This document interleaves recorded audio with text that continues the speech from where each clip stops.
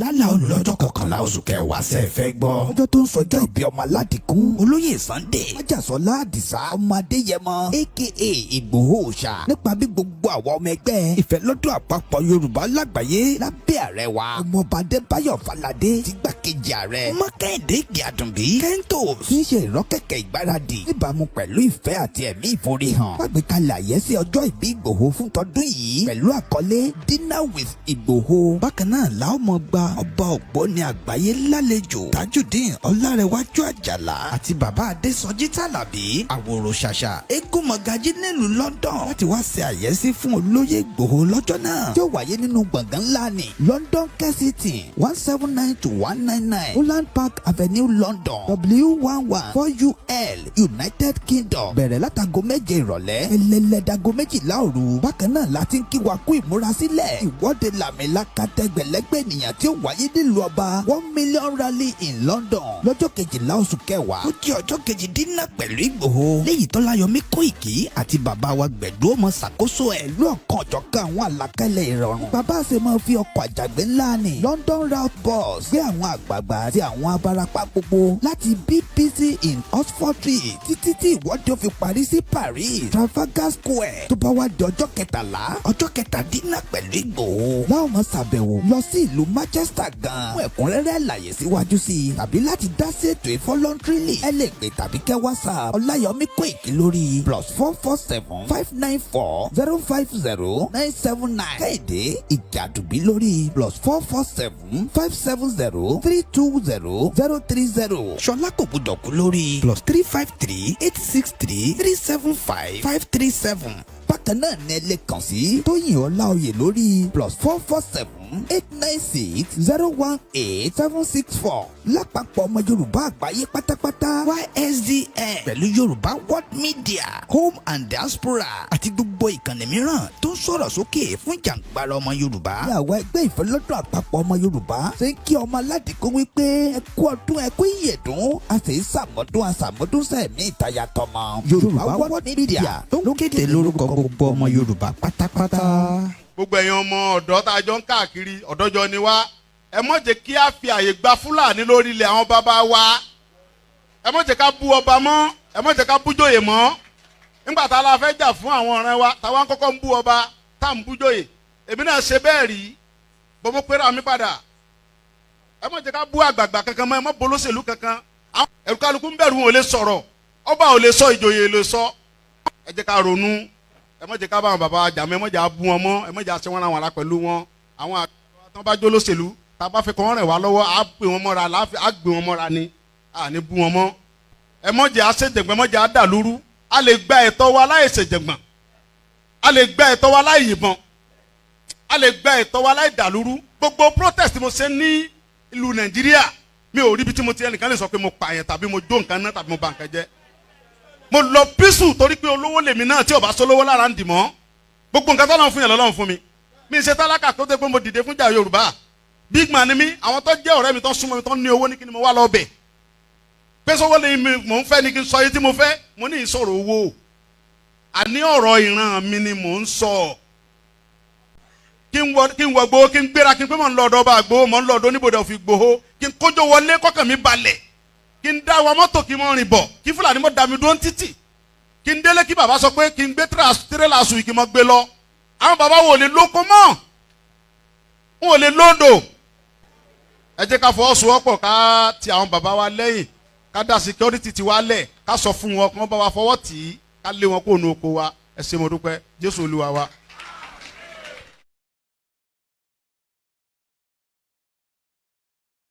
ẹ káàárọ̀ máa àkúdájú o ẹ kọ́kọ́ sọ fún wa àdúgbò wo la wà báyìí. Òkè Ìbùkún. Òkè Ìbùkún. Bẹ́ẹ̀ni. ní ìlú wo ní òkè. ní Ọ̀gbàgì Àkókó. Sambod wọn ni. Sambod wọn nìyẹn. ọkàn tó wà ní wọ́n tètè já sílẹ̀. wọ́n bá ti bèrè ibi ni mọ́tò máa ń gbà. bá jẹ́ kó jìnnà báyìí bá mú yín débẹ̀ nígbà tí mo rí yín mà ni mo yà ni mo fẹ́ béèrè gbólóhùn bíi méjì lẹ́nu yín bọ̀ mo kọ́kọ́ wá rí i pé ẹ gbé ẹ ń lọ oko ni. bẹ́ẹ̀ni. so oko tẹ́ wá ń lọ ẹ nísìn tí mo kọ́kọ́ fẹ́ béèrè ká tó di pé a máa sọ̀rọ̀ oko tẹ́ ń lọ yẹn because ìjọba ń sọ pé oko ni káwọn èèyàn máa lọ but ṣé ìrànlọ́wọ́ wà àìtí ni béèrè yẹn nísìn tí mo fẹ́ béèrè lọ́wọ́ yín mà ni pé tí mo fẹ́ béèrè lọ́wọ́ yín pé kí ló ṣe tí kò sí development tó pọ̀ tó ti dé sí àyíká yìí. bí èmi ṣe rò ó sí fún kínní mi lọ school déédé tó bá jẹ́ pé mo lọ school òye ibẹ̀ yẹn ibà yé mi dáadáa ṣùgbọ́n tí olórí pàtàkì tó bá wà ní àyíká gbogbo ìlú àtàwọn tó wà ní ìlú òkè tí wọ́n bá fẹ́ mú nǹkan tó dáa wá sí ìlú ṣe mọ̀ pé àwọn ni wọ́n á rìn pé nǹkan yìí ó yẹ wọ́n jẹ́ kí wọ́n pawọ́pọ̀ ká jọ gbé wá sí ìlú ṣùgbọ́n ẹ̀mí ìfẹ́ ìṣọ̀kan ni nǹkan tó dáa lè fi wá sí ìlú. ká tó wá lọ sórí ọ̀rọ̀ oko yẹn mà á tó bí ọdún mélòó tẹ́ ti ń wà nínú oko tẹ́ ti ń ṣe bí á tó ọdún mélòó sẹ́yìn. èmi bẹ́ẹ̀ ṣe ń wò mí mi ì ṣe ọmọ ọ̀gbàdì ṣùgbọ́n gbogbo ọmọ tí mo bí ọmọ ọ̀gbàdì ni ọkọ mi iṣẹ́ tí ọkọ mi sì ń ṣe ni mi sì níṣẹ́ sọ́wọ́ ṣé ẹ mọ̀ pé ọkọ mi ò lè máa lọ oko kí wàá sọ pé mo fẹ́ jòkó tí n bá sì wá jòkó sílé ṣé ẹ mọ̀ pé gbá àgbèrè á dìde. bẹ́ẹ̀ni nǹkan tí èmi fi ń tẹ̀lé ọkọ tèmi lọ oko nìyẹn. kí lẹ bá fẹ́ fi ránṣẹ́ sí àwọn tó máa wo fídíò yìí lókè òkun àti nílé. oore ọ̀fẹ́ Ọlọ́run ni màá fi ránṣẹ́ sí wọn. tó ẹ ṣeun gan ni mà. gbogbo ẹ̀yin ọmọ ọ̀dọ́ tá a jọ ń káàkiri ọ̀dọ́jọ́ ni wá ẹ mọ̀ jẹ́ kí a fi àyè gba Fúlàní lórí ilẹ̀ àwọn bàbá wa. àdúgbò wo la wà báyìí. ẹ mọ̀ jẹ́ ká bú ọba mọ́ ẹ mọ̀ jẹ́ ká bú jòyè mọ́ nígbà tá a la fẹ́ jà fún àwọn ọ̀rẹ́ wa táwa kọ́kọ́ ń bú ọba tá à ń bú jòyè èmi náà ṣe bẹ́ẹ̀ rí bọ́ mo pera mi padà ẹ mọ̀ jẹ́ ká bú àgbààgbà kankan mọ́ ẹ mọ̀ bolóṣèlú kankan ẹ̀rù kálukú ń bẹ̀rù wọn ò lè sọ̀rọ̀ ọba ò lè sọ ìjòyè lè sọ ẹ jẹ́ ká ronú ẹ mọ̀ jẹ́ ká bá àwọn bàbá àjàmọ́ ẹ mọ̀ jẹ́ àbú wọn mọ́ ẹ mọ̀ jẹ́ àṣẹ wọn àwọn ará pẹ̀lú wọn àwọn àtọ́ bá jó lóṣèlú tá a bá fẹ́ kọ́ wọn rẹ̀ wá lọ́wọ́ á gbé wọn mọ́ra á gbé wọn mọ́ra ni à ní bú wọn mọ́ ẹ mọ̀ jẹ́ àṣejẹ̀gbọ́n ẹ mọ̀ jẹ́ àdàlúrú a lè gba ẹ̀tọ́ wa láì ṣèjẹ̀gbọ́n a lè gba ẹ̀tọ́ wa láì yìnbọn a lè gba ẹ̀tọ́ wa láì dàlúrú gbogbo protest mo ṣe ní ìlú Nàìjíríà mi ò rí ibi tí mo ti ẹnìkan lè sọ pé mo pààyàn tàbí mo jó nǹkan náà tàbí mo bà nǹkan jẹ́ mo lọ písù torí pé olówó lèmi náà tí ò bá sólówó lára ń dì mọ́ gbogbo nǹkan tọ́lọ́run fún yẹn lọ́lọ́run fún mi mi ṣe tálákà tó dé pé mo dìde fúnjà Yorùbá big man ni mi àwọn tó jẹ́ ọ̀rẹ́ mi tó súnmọ́ mi tó ní owó ní kí ni mo wá lọ bẹ̀ pé sọ́wọ́ lè mi mò ń fẹ́ ni kí n sọ yìí tí mo fẹ́ mo ní ìsọ̀rọ̀ owó àní ọ̀rọ̀ ìran mi ni mò ń sọ kí n wọ gbowó kí n gbéra kí n pé mò ń lọ ọ̀dọ̀ ọba àgbowó mò ń lọ ọ̀dọ̀ oníbodè òfin gbowó kí n kójó wọlé kọ́kàn mi balẹ̀ kí n dá wa mọ́tò kí n mọ́ rìn bọ̀ kí Fúlàní mọ́ dá mi dúró títì kí n délé kí bàbá sọ pé kí n gbé tírélà sùn kí n mọ́ gbé lọ àwọn bàbá wo lè lóko mọ́ n ò lè lódò ẹ jẹ́ ká fọwọ́sowọ́pọ̀ ká ti àwọn bàbá wa lẹ́yìn ká dá security ti wa lẹ̀ ká sọ fún wọn kí wọ́n bá wa fọwọ́ tì í ká lé wọn kó nu oko wa ẹ ṣé mo dúpẹ́ Jésù Olúwa wa.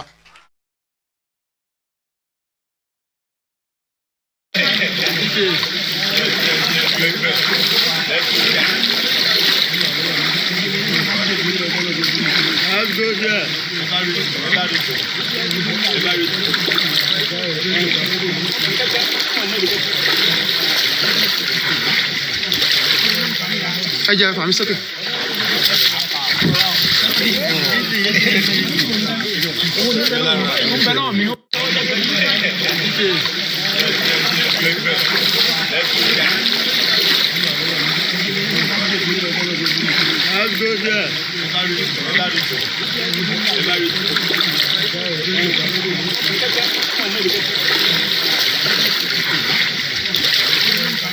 ẹ jẹ́ fàmí sókè.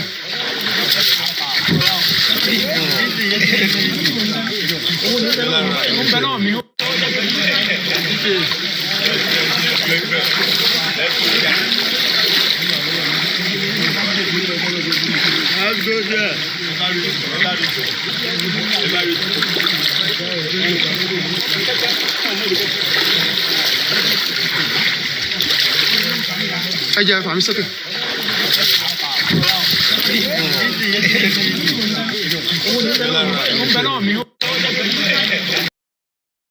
lálà olùlọ́jọ́ kọkànlá oṣù kẹwàá ṣe fẹ́ gbọ́. ọjọ́ tó ń sọjọ́ ìbí ọmọ aládìkún olóyè Sunday májàsọ́lá àdìsá ọmọ adéyẹmọ aka Igboho ṣá nípa bí gbogbo àwọn ọmọ ẹgbẹ́ ìfẹ́lọ́dún àpapọ̀ Yorùbá lágbàáyé lábẹ́ ààrẹ wa ọmọọba Adébáyọ̀ Fáládé ti gbàkejì ààrẹ Mákindé Ìgè-Àdùnbí Kentos kì í ṣe ìrọ́kẹ̀kẹ̀ ìgbáradì níbàámu pẹ̀lú ìfẹ́ àti ẹ̀mí ìforihàn fàgbékalẹ̀ àyẹ́sí ọjọ́ ìbí Ìgbòho fún tọdún yìí pẹ̀lú àkọlé Dinner with Ìgbòho. bákan náà làwọn ọmọ gba ọba ògbóni àgbáyé lálejò Tajudeen Ọlárẹ̀wájú Àjàlá àti bàbá Adésọjí Tàlàbí àwòrò ṣàṣà eégún mọ̀gájí nílùú London láti wá ṣe àyẹ́sí fún olóyè Ìgbòho lọ́jọ́ náà tí ó wáyé nínú gbọ̀ngàn ńlá ní London Kensington 179-199 Holland Park Avenue London W114UL United Kingdom bẹ̀rẹ̀ látago 7 ìrọ̀lẹ́ ẹlẹ́lẹ́dago 12 òru. bákan náà láti ń kí wa kú ìmúrasílẹ̀ ìwọ́de làmìlaka tẹgbẹ̀lẹ́gbẹ̀ ènìyàn tí ó wáyé nílùú ọba 1 million rally in London lọ́jọ́ 12 oṣù kẹwàá tó jẹ́ ọjọ́ kejì dínà pẹ̀lú Ìgbòho léyìí tọ́láyọmí Koiki àti bàbá wa gbẹ̀dú ọmọ ṣàkóso ẹ̀ lọ́ọ̀kan ọ̀jọ̀kan àwọn àlàkalẹ̀ ìrọ̀rùn. bàbá ṣe máa fi ọkọ̀ àjàgbé ńlá ní London route bus gbé àwọn àgbààgbà àti àwọn abarapá gbogbo láti BBC in Oxford Street títí tí ìwọ́de ó fi parí sí Paris Trafalgar Square tó bá wá di ọjọ́ 13 ọjọ́ kẹtàdínà pẹ̀lú Ìgbòho láwọn máa ṣàbẹ̀wò lọ sí ìlú Manchester gan fún ẹ̀kúnrẹ́rẹ́ àlàyé síwájú sí i tàbí láti dá sí ètò ìfọlọ́ntìrìlì ẹ lè pè tàbí kẹ́ WhatsApp Ọláyọmí Koiki lórí +447-594-050-979 Kéde Ìgè-Àdùnbí lórí +447-570-320-030 Ṣọlá kò gbọdọ̀ kú lórí +353-863-375-537. bákan náà ní ẹ lè kàn sí Tóyìn Ọláoyè lórí +447-896-018-764 lápapọ̀ ọmọ Yorùbá àgbáyé pátápátá YSDN pẹ̀lú Yorùbá World Media Home and Diaspora àti gbogbo ìkànnì mìíràn tó ń sọ̀rọ̀ sókè fún jàǹgbara ọmọ Yorùbá. ní àwọn ẹgbẹ́ ìfẹ́lọ́dún àpapọ̀ ọmọ Yorùbá ṣe ń kí ọmọ aládìkún wípé ẹ kú ọdún ẹ kú ìyèdún a sì ń ṣàmọ́dún sẹ́ẹ̀mí ìtayà tọmọ. Yorùbá World Media tó ń kéde lórúkọ gbogbo ọmọ Yorùbá pátápátá. lálà olùlọ́jọ́ kọkànlá oṣù. Catholic origin is Akintoye. I'll be traveling through the overground, and from there I will join the underground. From the underground, I'll be coming up at the Oxford Circus. So follow me with the journey. Now, níbi tí olúkálùkù bá ti ń bọ̀ ni ẹ ti máa bọ́lẹ̀. So èmi máa bọ́lẹ̀ ní 7 Sisters láti lọ bọ́ sórí London Underground, heading towards the BBC Broadcasting House. So olúkálùkù ní journey bí tó ti máa connect, but internet gangan ní the Victoria line tó máa gbé yín dé Oxford Circus. Next station. Pé Victoria line òun ló dé Oxford Circus àti Central line. So like I said, ibi tèmi ti fẹ́ join ní Victoria Station lélẹ̀, olúkálùkù máa join from different area. So I'll be heading towards the down to connect the train. Mo ti ń lọ sínú underground níbi tí màá ti lọ join ní Victoria line tó máa gbé mi dé Oxford Circus. Lẹ́ẹ̀kan sí Victoria line yẹn níbẹ̀ ni train tí ó máa join. So that is the Oxford Circus. Ibi tẹ́ ń bọ̀ lélẹ̀ dé cable line débẹ̀ àti Central line. Wọ́n lè mú láti Victoria bí ẹni tó ń bọ̀ láti Brixton, subject ibi tó bá tó ń bọ̀. So that is exactly ibi tí a ti fi bọ́lẹ̀ fẹ́yìn tẹ́ ń bọ̀ ní rally day on the 12th of October 2024. Rántí pé Oxford Circus òun láti fi bọ́lẹ̀. So this is the Victoria line. Èyí tó padà lọ sí Brixton nílé. So ibi tí ẹ̀dẹ̀ ti fi bọ́lẹ̀ ẹni tó bá ń bọ̀ látòrí Victoria line yẹn, you're gonna go all the way through and then you will come down somewhere.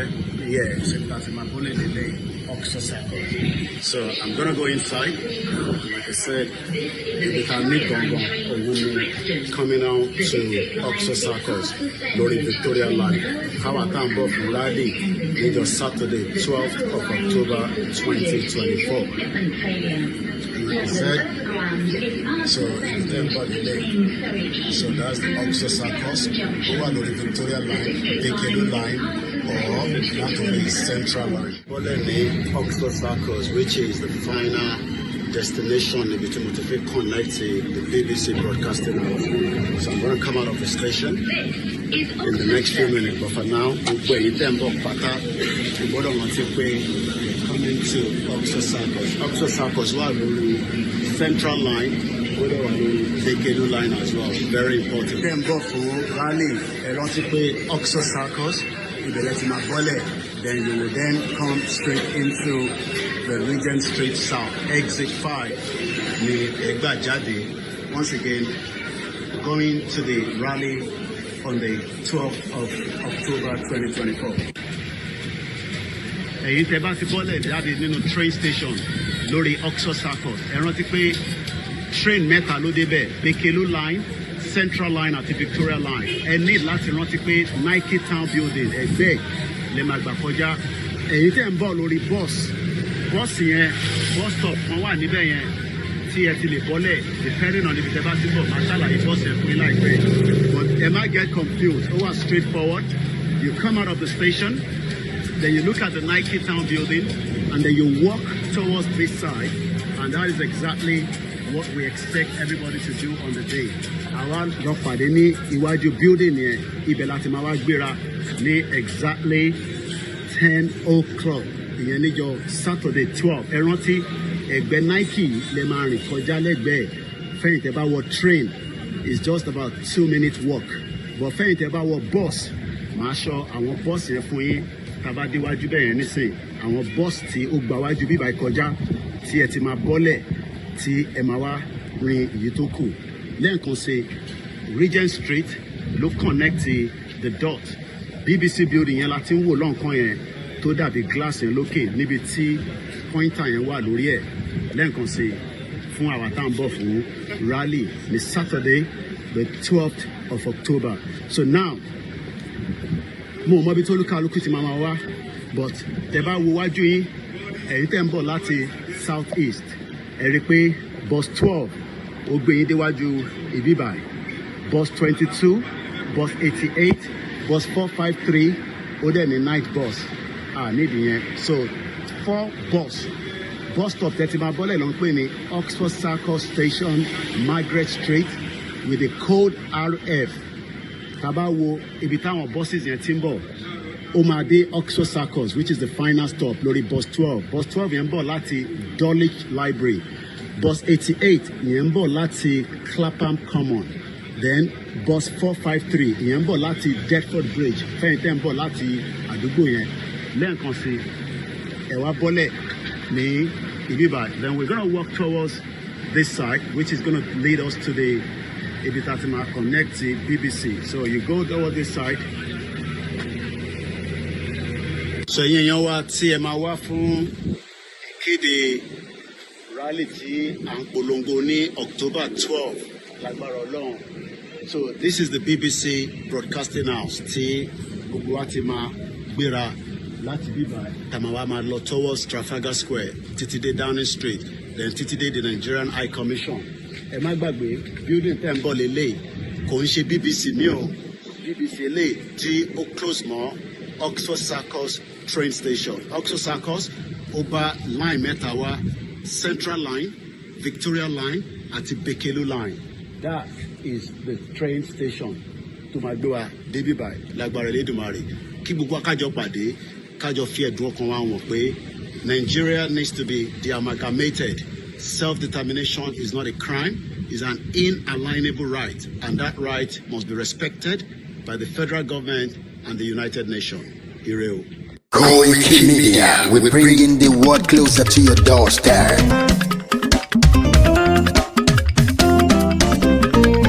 Koiki Media, Koiki Media, Koiki Media. closer to your doorstep. Koiki Media, Koiki Media, Koiki Media. We bring the world closer to your doorstep. Àwọn sálára àgbà yìí dá, àwa ló láṣà àti èdè. Gbígbédè lárugẹ nílẹ̀ Oòduà o, àwa gangan ni bàbá. Koiki Media, Koiki Media, Koiki Media. We bring the world closer to your doorstep. They never sabi wetin we carry for her. But they move closer before they go sabi. I said they never know wetin we carry for body. But they move closer before they go sabi. Ọ̀kín lọ lọ́jà ẹyẹ, ìníhùn ló ló lajú. Ẹyẹ tó lórí kodò bí àdán ọ̀pẹ̀jẹ̀ lẹ́nu. Ká ṣiṣẹ́ fún ilẹ̀ bàbá wa, ká ṣiṣẹ́ fún ìlú bàbá wa, ká jùmọ̀ sowọ́pọ̀ ká lè tó dúdú àga. Odùduwà kò bá lè gbé wá. Ọmọ Odùduwà ṣègìrì, ẹ dìde fún ẹ̀tọ́ adúláwọ̀, ká lè jọ jùmọ̀ gbé délẹ̀ ìlérí, ká wálé gba ògo ilẹ̀ wa, ká ṣiṣẹ́ ká lè jọ gbàdé, ká lè gbàdé adé adúláwọ̀, àwa ni mọ̀lẹ̀ tí yóò tàn káàkiri. Pé ọmọ Odùduwà ni wá. Koiki Media, àwa là ń gbé tó lárugẹ. Ètò tó pọ̀jù owó tí wọ́n máa ní. Kásá ẹgbẹ́ polówó ọjà wá kájé bùgbà yín jẹ. Ètò tó pọ̀jù owó tí wọ́n máa ní. À ń gbé tó lárugẹ, à ń gbàsà lárugẹ. Ètò tó pọ̀jù owó tí wọ́n máa ní. News and sports ẹ máa rí gbọ́. Ètò tó pọ̀jù owó tí wọ́n máa ní. Ọmọ Ìjẹ̀bú alárẹ̀ mi ló ní kí n máa ké tantan. Koiki Media ọ̀rọ̀ lágbájúmọ̀ mi o, máa bá ṣẹ̀rẹ̀ lọ o. Ọmọ Yorùbá nìyẹn, ọmọ Yorùbá tata o. À ń gbádùn rẹ, ọmọ Ìjẹ̀bú alárẹ̀ mi, ṣẹ́yìn ló máa fi dìbò tẹ̀ mọ́lẹ̀ o. Ẹ̀yin lọ́mọ onígbò máa ń dé máa dé, ẹ̀yin lọ́mọ onígbò máa wọ̀ o. Igbó máa wọ̀ gbàjòjì ò gbọ́dọ̀ wọ, àjòjì tó bá wọ bẹ́ẹ̀ á tẹ̀lé ní ẹbọra. Ẹ̀yin lọ máa náwó kóyìnbó tó dé, ìgbà tó yìnbó dé o, owó náà dẹ́ tún pọ̀ sí o. Koiki Media ṣàwa ní bàbá. Koiki Media àwọn ní bàbá. Koiki Media àwọn ní bàbá. Àdáńtọ́ àtúnpèrègèdè. Koiki Media àwọn ní bàbá. Àwa là ń gbé tó lárugẹ, jẹ́ ká jọ gbọ́ o. Koiki Media àwọn ní bàbá. Àtúnjàfẹ́tọ̀ ilẹ̀ wa, fẹ́tọ̀ ilẹ̀ Yorùbá. Koiki Media àwọn ní bàbá. Ọmọ Oòduà ni wá o, tọkàntọkàn. Koiki Media àwọn ní bàbá. Ikú tí ó ṣe bí lébi òsì, àdìmú bàbá iyọ̀. Koiki Media àwọn ní bàbá. We bring you work closer to your doorstep. Koiki Media àwọn ní bàbá. Afẹ́fẹ́ tó ń fẹ́ o tó ń kan gígo lára ni. Koiki Media àwọn ní bàbá. Àpèrègèdè Olódùmarè ló fún wa ṣe. Koiki Media àwọn ní bàbá. Gbogbo ayé ẹ gbọ́, àwa ní bàbá o. Koiki Media àwọn ní bàbá. Ẹ máa bọ̀ wá ẹgbẹ́ polówó ọjà yín wá o. Koiki Media àwọn ní bàbá. Odùduwà lágbédá ní, òtítọ́ lágbédá ní. Koiki Media àwọn ní bàbá. A kì í sọ̀dálẹ̀, a kì í sódìkẹta. Koiki Media àwọn ní bàbá. Àdúró tán, a tún pèrègèdè. Koiki Media àwọn ní bàbá. Koiki Media we bring you work closer to your doorstep. Àwọn ní bàbá. Koiki Media is around. To give us latest. Is around o. Give us latest. Ladies and gentlemen, Ẹ mú kalẹ̀ sílẹ̀, ẹ tẹ́tí ladies and gentlemen. ẹ mú kalẹ̀ sílẹ̀ ẹ tẹ́tí ẹ gbọ́ ètò tó kojú gbogbo. Koiki Media is around. to give us Koiki.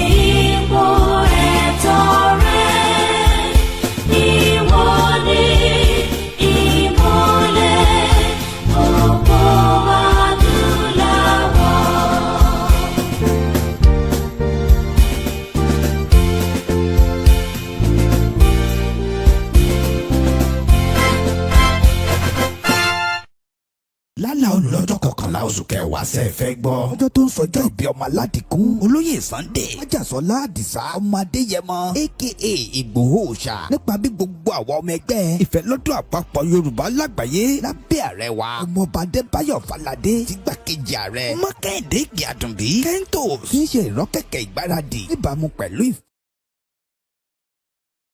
Wow, another beautiful day. Mo kí gbogbo wa pé a tún kábọ̀ sórí ìkànnì wa tí a mọ̀ sí Koiki Media, tí a ti ń fi ọ̀rọ̀ Yorùbá Nation tí a fi ń bára wa sọ̀rọ̀. I always like to tell first that àwa tá wà labroad àtẹ̀yin tẹ́ wà nílé, we are the same. So don't see us as a special human being. It's just unfortunate that situation in Nigeria ló jẹ́ kí sometimes you might see people abroad and think, wow, why is our own life the other way around? It has nothing to do with you. It's not your fault. Kò ń ṣẹjọ́ yín rárá. If Nigeria was fully working as a country in 63 years, which is more than enough to have worked, you will probably just admire us, but you will not see us as a special human being. But látara pé báwo ni tí wọ́n ṣe rí báyìí tí tiwa rí báyìí, and that's the reason why tí a gbọ́dọ̀ kúrò ní Nigeria. If you're one of those that still believe that anything will change in Nigeria, it is too late for that. There's no amount of effort by the government, by this administration, to mú peace wá sínú Nigeria, and will also bring what we called opportunity. We are streaming on all the platforms with a software this morning. So that means those of you in front of me in the camera on the phone will not see what is happening in the software. But if you want to see what is happening behind, then you have to join the YouTube channel and the Facebook that we are streaming. There's also the backup YouTube channel that is running simultaneously. One is standalone and one is connected to the software. Gbogbo wa náà ni mo ti ń rí bí ẹ ṣe ń wọlé ní méjì mẹ́ta. Mr. Abiodun Mokinyi, good morning. Same time lájọ wà pẹ̀lú ẹ̀yin tẹ́ wà ní Nàìjíríà. Aago méje àárọ̀ ìtì ìlú. That means it's just coming up to 10 minutes before 7 a.m. I've been up for a while, even though I still feel tired. But we have to crack on because there's a lot to ń ṣe wá láti fi sọ̀rọ̀ lé lórí. Wàá dúpẹ́ pé Ọlọ́run fún wa ní àlàáfíà tí a fi ń rí nǹkan ṣe iṣẹ́. Some might say, what is the gain? And I understand reasons that she might be a question here because you live in the poverty level. Káwọn tó ronú bẹ́ẹ̀ anyway. Kí ló wà nínú ẹ̀? There must be something in these. The reason is because I've been given an opportunity nílùú tèmi náà gbé for over 24 years I've lived in this country. Táwọn kan náà bá jà fún freedom wọn, bóyá probability pé èmi náà lè máa wà níbí báyìí lénìí. So Ọlọ́run kò fi àwa kan ṣe gàrí tíra to be outside Nigeria and fighting this cause. Just like èyí tẹ́ wà nílé náà, Ọlọ́run sì fi yín kẹ́ wa torí ẹ̀yin ò bá gbégbèsè, all our effort will be fruitless. So we are all very important, and I don't want any one of you to feel down.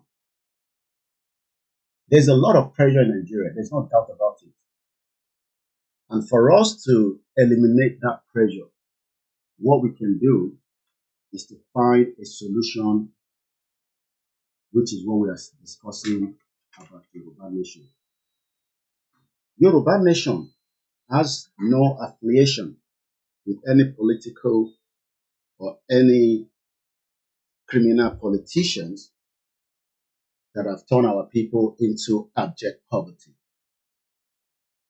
That they refuse to do the needful even after 25 years of democracy, according to them. So, that is the reason why Akintoye is saying, let us pull out together out of Nigeria. But àwọn Yorùbá kan ní, they love Nigeria the way it is. And they don't want us to go. And this is where we are having a delay in this exit out of Nigeria. Tó bá yẹ pé gbogbo ọmọ Yorùbá náà ló sọ pé àwọn ò fẹ́ Nigeria mọ́, we could have left Nigeria yesterday. But the fact remains that there are some that doesn't understand what a country looks like and what a country and the purpose of the country. And that means that some of those people, there is no amount of interbasopo, they are going to disagree with you regarding such exit of the Yoruba people out of Nigeria. But Chamawa torí àwọn wọ̀nyẹn sọ pé we are tired and we don't want to be part anymore. Pé torí àwọn kan disagree. We're not going to do that. Rather, we are going to educate them more so that they can have a better understanding about reason tí a ṣe ń polongo Yoruba Nation. Kí ló dé tá a polongo APC? Àti pé kí ló dé tá a polongo PDP? Those two political parties, what is served Nigeria, at least, tí gbogbo wa ti rí.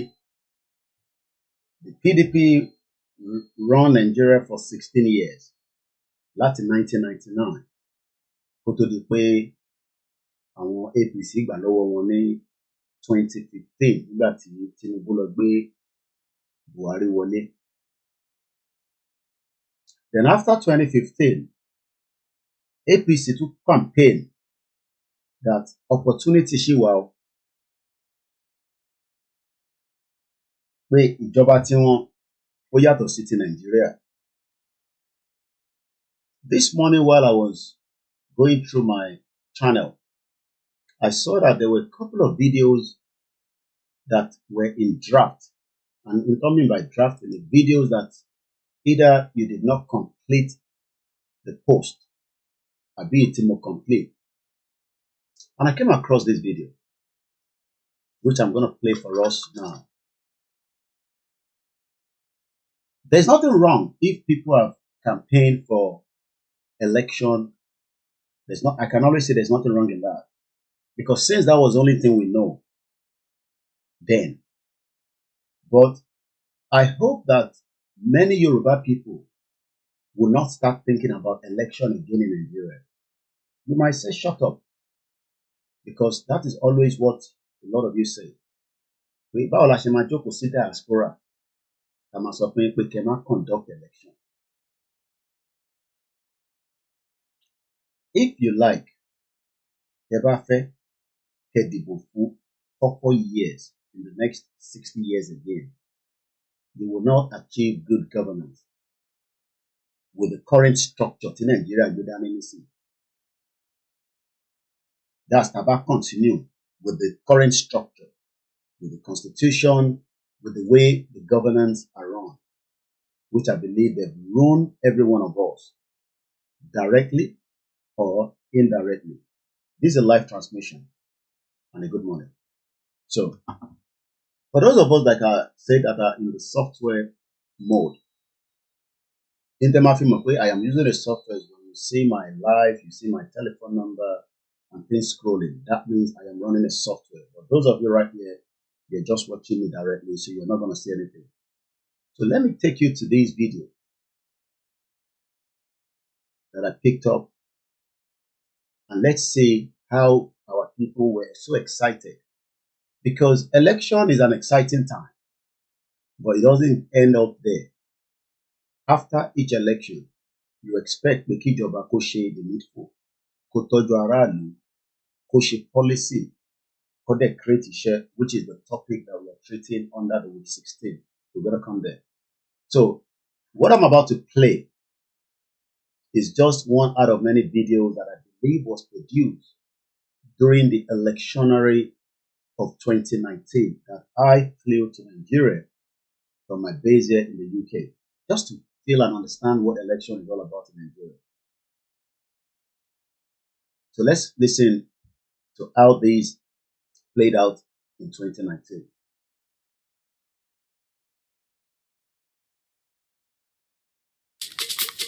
Tabadibo tán o. Ẹ̀rín lẹ́nu wa. Ẹgbẹ́ APC là wá o. Ẹ̀rín lẹ́nu wa. Ẹ̀rín lẹ́nu wa. Ẹ̀rín lẹ́nu wa. Ó yá ijó lẹ́sẹ̀ wá o. Ijó lẹ́sẹ̀ wá. Ọpẹ́ lẹ́nu wa. Ọpẹ́ lẹ́nu wa. Ẹgbẹ́ APC là wá o. Ọpẹ́ lẹ́nu wa. A yàtọ̀ sí ọ̀jẹ̀lú o. Ọpẹ́ lẹ́nu wa. Àwa kì í ṣọ̀jẹ̀lú o. Ọpẹ́ lẹ́nu wa. Ẹgbẹ́ oníkalẹ̀ ni. Ọpẹ́ lẹ́nu wa. Ẹ wò mí, ẹgbẹ́ oníkalẹ̀ ni o. Ẹgbẹ́ Afenifere. Afenifere là wá. A yàtọ̀ sí ọ̀jẹ̀lú o. Oníjà ṣe mọ̀. Ìjọ SARS APC. Oníjà ṣe mọ̀ o. Ọmúlẹ́nu wa. Sọ pé ọmúlẹ́nu wa. Torí tàbá dìbò tán o. Omi tàbá dìbò tán o. Torí tàbá dìbò tán o.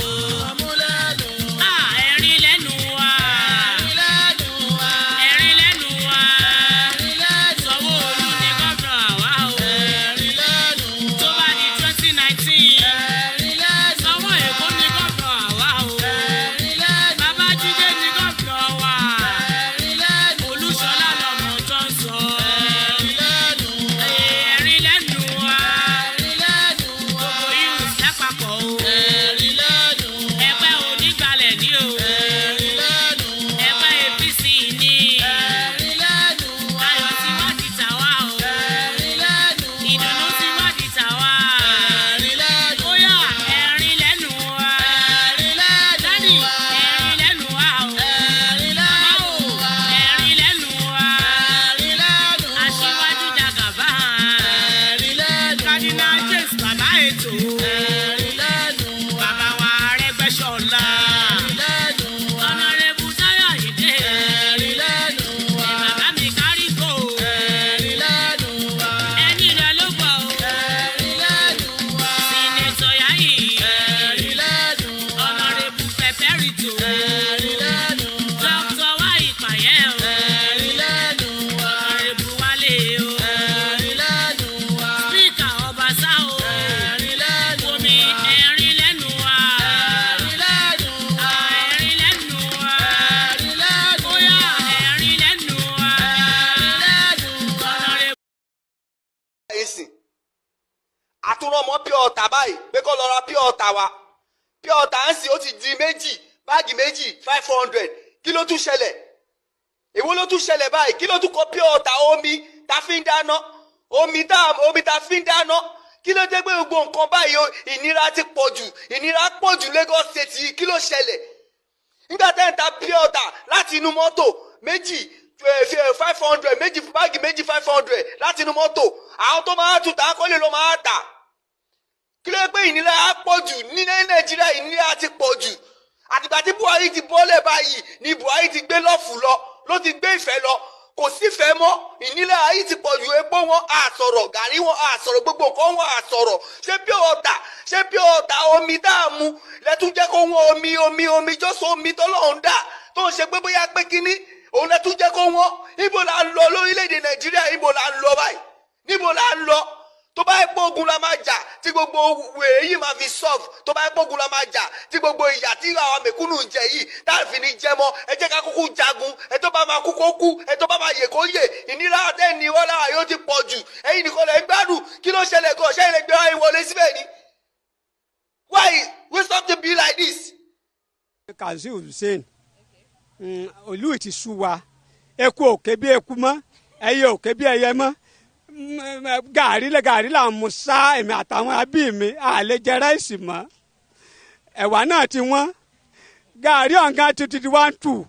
Ó ti sú mi, orílẹ̀-èdè ti sú mi. Báyìí kọ́ ni wọ́n bá tẹ́lẹ̀, gbogbo àwọn tí wọ́n ní ọ̀la yìí ẹ̀kọ́ ọ̀fẹ́ ni wọ́n ká o, ẹ̀kọ́ Awólọ́wọ̀ wọn ká, àlè rán mọ́ sùkúù mọ́, ayé yín ò dáa. Ó ti sú wa o, wọ́n bá wá nǹkan sí i àti forítì ẹ rí i pé orí mi gan ti pa. Ó ti sú wa o, ó ti sú wa o, orílẹ̀-èdè wọn bá wá nǹkan ṣe sí o. Ráìsì ti di gàrí ti 1-2. Mo tún gbọ́ pé ráìsì ti di 80,000 àpò, wọ́n bá wá nǹkan ṣe sí i. Tá a bá tún wá bẹ́ẹ̀ rẹ̀ pọ̀ báyìí epo 580, 680, 700 là ń rà. Kí ló dé kí la ṣe? Àwa akórópè gbogbo ẹ̀pọ̀n ní òmò gbóná lálẹ́ tá a mọ̀ fọmi wẹ́ẹ̀tì ẹ̀ pẹ́pẹ́ kan òmò lànà. Àní rí kankan, epo náà ní ń bá a lọ. Owó skúbíìsì àmọ́ mi ò rí san báyìí. Mo kí Grandma Margaret Ìdè Jọkẹ́ pé káàbọ̀ sórí ìkànnì wa. Mo kí gbogbo wa pé a ti ṣàdúrà tààrọ̀ yìí fún àwọn fámílì wa, a dẹ̀ ti ṣàdúrà fún gbogbo ohun tó ń pè ní àyíká wa, a dẹ̀ ti ṣàdúrà fún ilẹ̀ Yorùbá. Ìyá wa ní, I believe people have been in the situation system of Nigeria to the convenience. That's a very powerful word. Ẹ̀tàn. Convince that some other people can make any difference. Like I said, I was in Nigeria in 2019, and I knew that they don't have to tell me that the election in that country is as exactly the worst that you can ever think of. But what I say is that during election, àwọn èèyàn wa wọ́n ti fún wọn ní this strong belief that things will be done, but when things are not done, we blame the devil. And I'm not going to use our own issue, because issue is the devil. So we tend to blame the devil. Devil ni kò jẹ́ ká rí ṣe, even though they blame issue. And àwọn movie producer, àwọn tó ń act film, àwọn ló ń sọ fún àwọn èèyàn wa pé èṣù iṣẹ́ èṣù ni, even though èṣù is our own God. Like I always try to avoid religion in the broadcast. Since I woke up, I believed what my wife was watching prior before she went to bed. And as YouTube, things produce other videos until you stop it. But the program tí mo bá, okay, tí mo wò, and I was able to watch it for 1 hour. Mo fẹ́ lọ mórúkọ bàbá yẹn wá. I have to go out of my own YouTube account and go to my wife's account.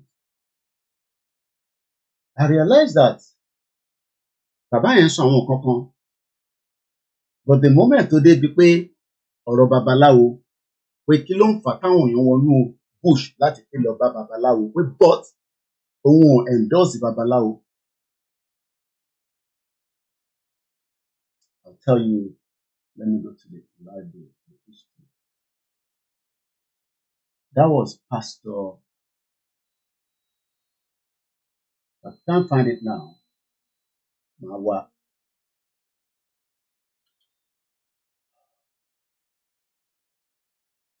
Okay, we'll go along. So what I'm just trying to say is that all these pastors, they've given us this impression that we don't have to engage any other person at the church, at the mosque. But that is not going to happen because our own tradition and culture that was destroyed must also be maintained, just like Christianity and Islam will continue in Yoruba land. So, I don't find it now.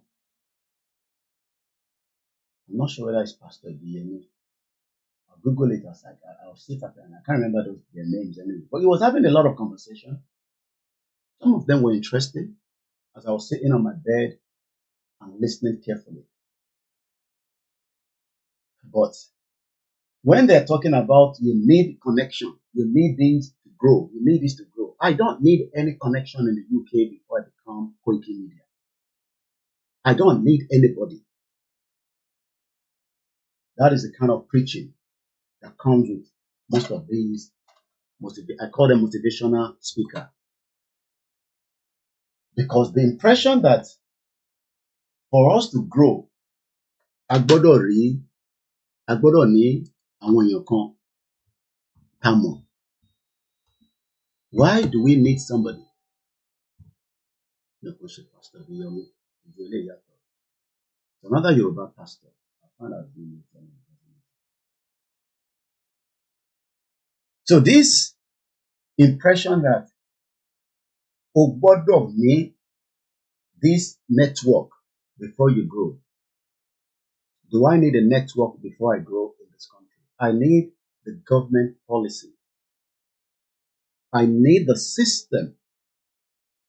So let's even agree that 25 years of democracy in Nigeria, how much time do we need to give our politicians within the Southwest? Because how much time do you think we've got to give them to give us the basic things of life? Let me see in the comment section. Time mélòó lẹ rò pa ní láti fún wọn? Should we say after the 2027 election that is around the corner? Ká schedule. Look, woman to play video on listen. I don't know what her condition is, and I hope every one of those I hope they are all doing very well. Like I said, we didn't know before. Some of us never campaigned for anybody, but we wanted a good governance because that is the basic things that we can acquire. Mukiawa Iyabo Olugbomi Oluwole.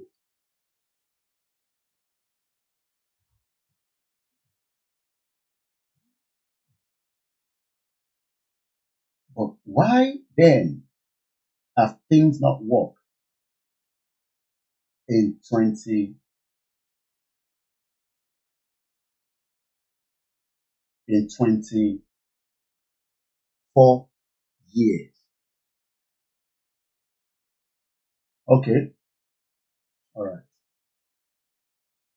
I'm going to support the account of someone for also continue.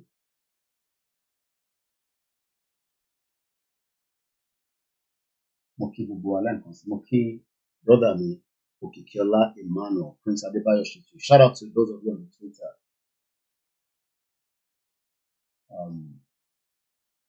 If I were in America, I don't know how you're going to have to make the payment.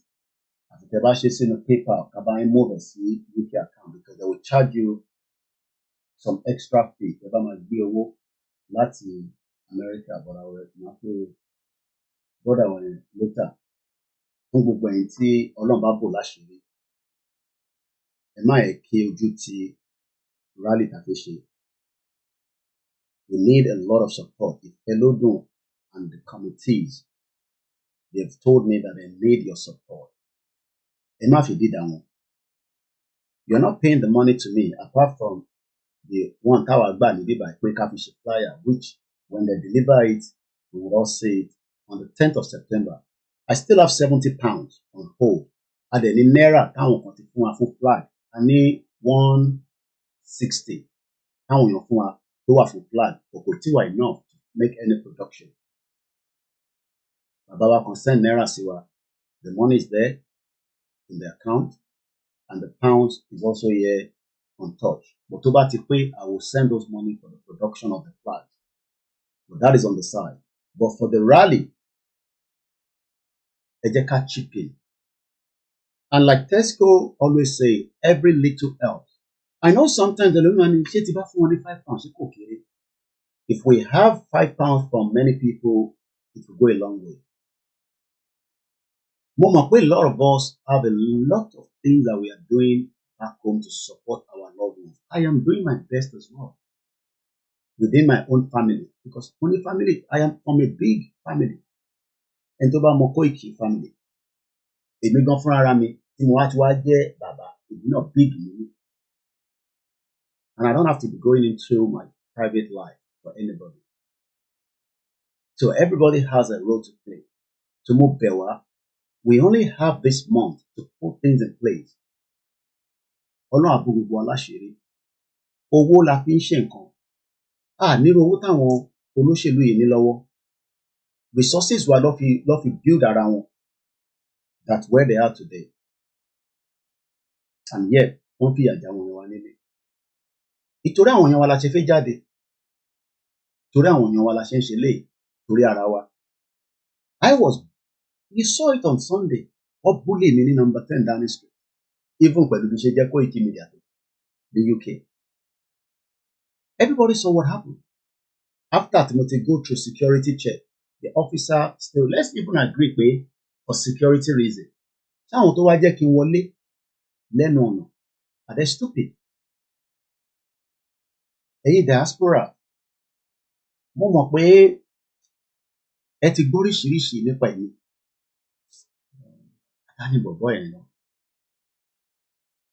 Many people have said all kinds of things.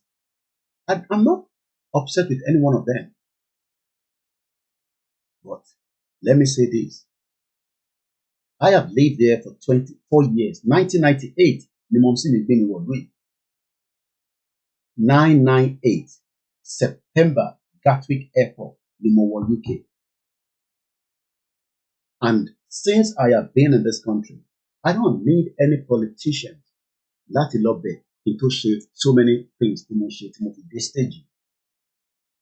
And that is exactly what I want from you all.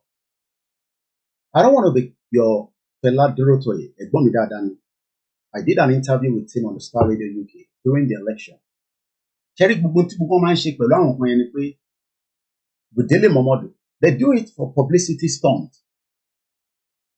Well, Dele Momodu knows he was never going to win an election. He knew that.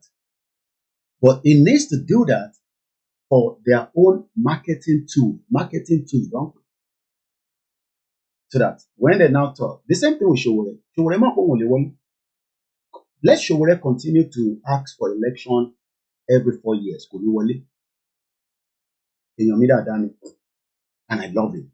And I respect his tenacity and his boldness because he has suffered regardless of your own stake on him.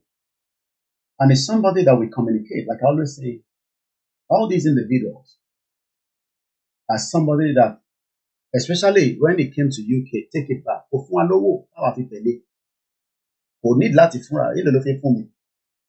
I was in the same hotel with him when he came to London during the Take It Back campaign. I'm talking about Showore. And we love him. This was his last message to me as at yesterday. So, the position Tawa no Waleni is not because of this, but Oloye Igboho enhance it. Do you know that I sent a message to CSI this morning at about 6? He replied. I was wondering, if Baba is not in school. Because if I told say Kishi, I to play video and phone, not to play Lenko. That was when Sugar, now Koiki Media, Koiki Media because some of you don't know that nígbà tí mo wá lé ní 2015 ni mo sọ fáwọn tí mo pàdé lórí social media báyìí pé ẹni tó bá fẹ́ darapọ̀ mọ́ mi o And that is how I built. I trusted them. I didn't have to see them before I started picking the team that was working for me back home. And they did very well. And I'm proud of every single one. But all that system, in Nigeria and in Moki Baba Jimmy Koya, Yoruba name, if we continue with it, could it go anywhere? Nigeria is a setback. Let's agree that but now that people are talking about it, Moki Baba and brothers me from Benine, that you see some of us like, because we are now able to show you, my collage shows on the street of America, even people show us even some African countries, and we ask ourselves, why has Nigeria been like this? And let me ask the question, can we rectify the problem in Nigeria while we are still in Nigeria? Ṣé a lè fix the problem in Nigeria tá bá ṣì wà nínú Nigeria? And where do we start from? The international community will not tell us what to do. We have to do what needs to be done to pull out of Nigeria through a non-violent way. But we can do it with crisis to pull down the structure. Some say that Tinubu will do some things that will make us, but when? The sufferness in Nigeria today, worse to do independence in Russia. Why should we be suffering after 64 years of independence? Some will say it is not because of anything, it's because of mismanagement. Then if there's this mismanagement, why do we need to stay in that country where there's a big mismanagement? Everybody has their own specialization. I was watching a guy that was giving us the background to the NNPC fraud of over $19 billion. I don't think some of you understand the staggering amount of this money that I mentioned. These are money that is meant for the citizen through development, through training, through energy, gas. Do you know how many cubicles of gas that we have?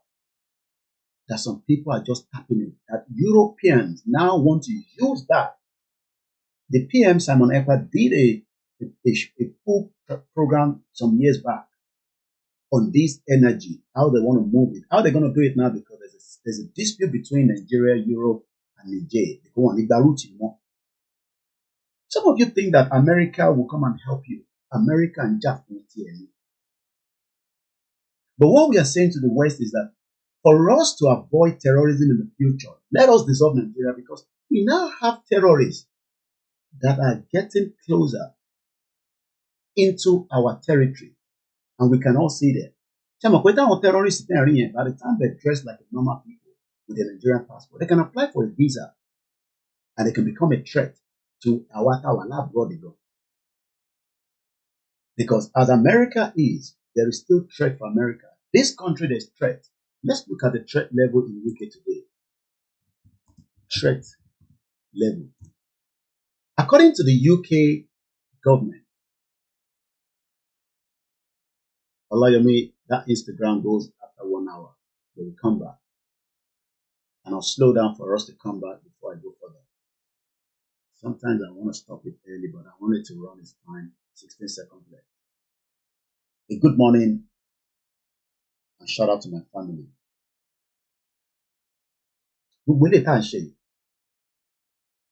It's because we are pained to see sufferness of our people, or Nigerians generally, so that we are not selfish.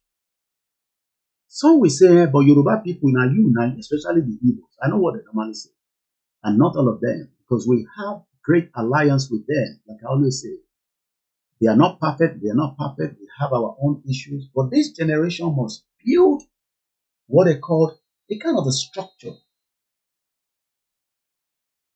If there's a Biafra country, and there's a Yoruba nation country, don't you say that there will be competition between the two of us? An Arewa country, a Ijaw country. Nigeria can split to 8 countries and we will be doing very well. But when people are saying, no, we're going to be in Nigeria, but we will fight each other internally through bigotry and all that. I was watching Dr. Momi video that she produced about some few hours ago. She talked about Omotono Mapai with Yoruba. Only but people forgot that Tinubu and Sanwo-Olu killed people during the EndSARS. They denied it. That's the biggest bigotry for the Yorubas. Omo Yoruba, no pa Yoruba. Tinubu brought in Buhari. Mokibademi, Rasak Adelaku, and Ishe Yagbalagba. Mr. Lushola Akintoye. You are new to this platform. Support this platform and also continue to pray for our strength. Tinubu was part of those that brought in Buhari that led to the death of 29,000 Yoruba people in 8 years. But àwọn olóṣèlú, they are smart. Their deceit and lies is what our people think will give them peace. But it's not going to give them peace. It will rather give them pain. And we've got to exit now. Asking for dissolution or calling for disintegration is not calling for war. You might say, Koiki, shut up, but every time, but if we can avoid the fight, Mr. Mukaila Saliu, Muki went there in the UK and the rest of the world. So I want to take us back to because some of the platforms were rebooting themselves.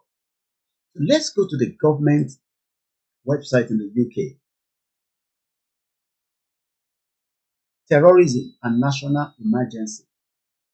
The terrorism threat levels in the United Kingdom today, the 3rd of September 2024. Happy birthday in advance. Happy birthday to you. You're celebrating in the month of September. Support me. I need the support so that we can go back fully into the grassroots. Not everybody can sit and watch a 3 hours program. There is a lot that we can do. We don't, look, I don't have, maybe Ellen can come here and rice, but that is not going to solve the problem. I know people are hungry, and I know a lot of diaspora are supporting their people and Amutomo. But what we can do for our people now is to prepare them quickly. Come on tomorrow, no election. I am not going to tell you there's not going to be an election in 2027. Because when I said that in 2023, I knew what people say. All I can say is, let us explain how on your in tó ń ṣe wá lénìí kò ń ṣọ̀rọ̀ politics. In tó ń ṣe wá lénìí kò ń ṣọ̀rọ̀ anything more than the fact that a wà nínú country tí ó ń affect wa, kò ń ṣe ilẹ̀ wa ló ń affect wa. But it's the system.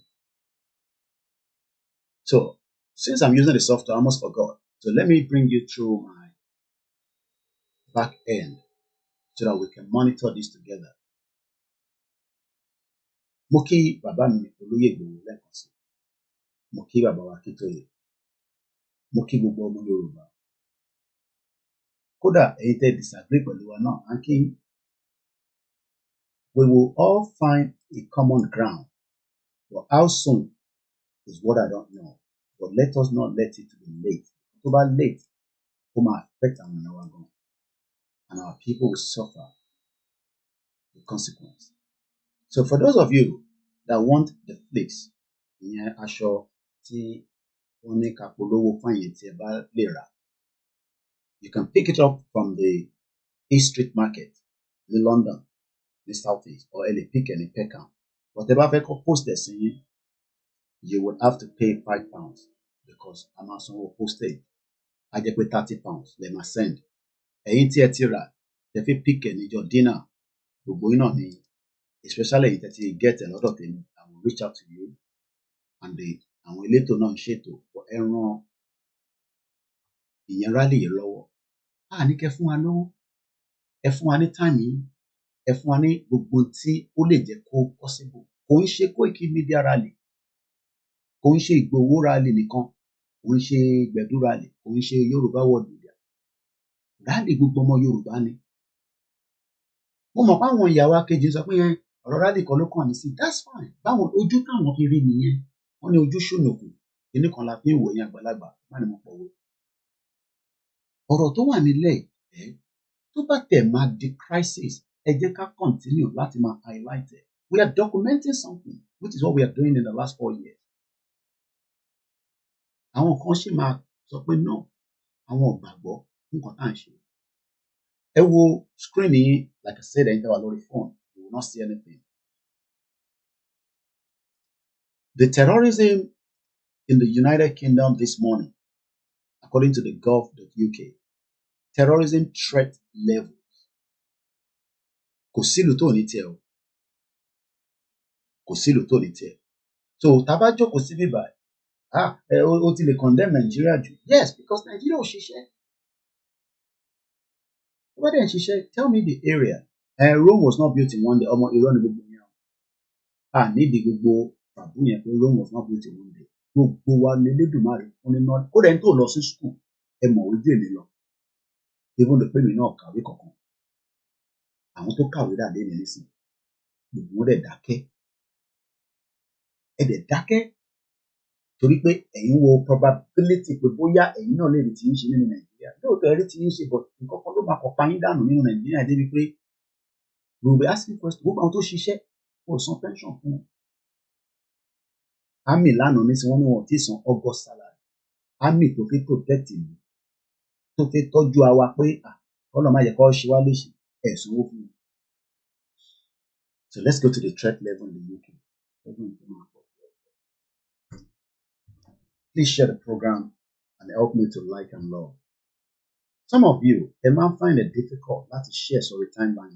But if I did low timeline, you want to think on me and share it. I just wonder where they are avoiding. Because Sherry, our time shit to what any mawa. But anytime go one time, and we hope the new DSS will much focus on looking after you security-wise than trying to, intimidate you at home. Well, they intimidate me. Because when we call letters to British government must have one way you are wasting your time. But don't share it. Koda, don't share you what DSS is because don't highlight danger to one. Just like I'm going to do right now. Because still to the threat level. I'm giving you the UK threat level.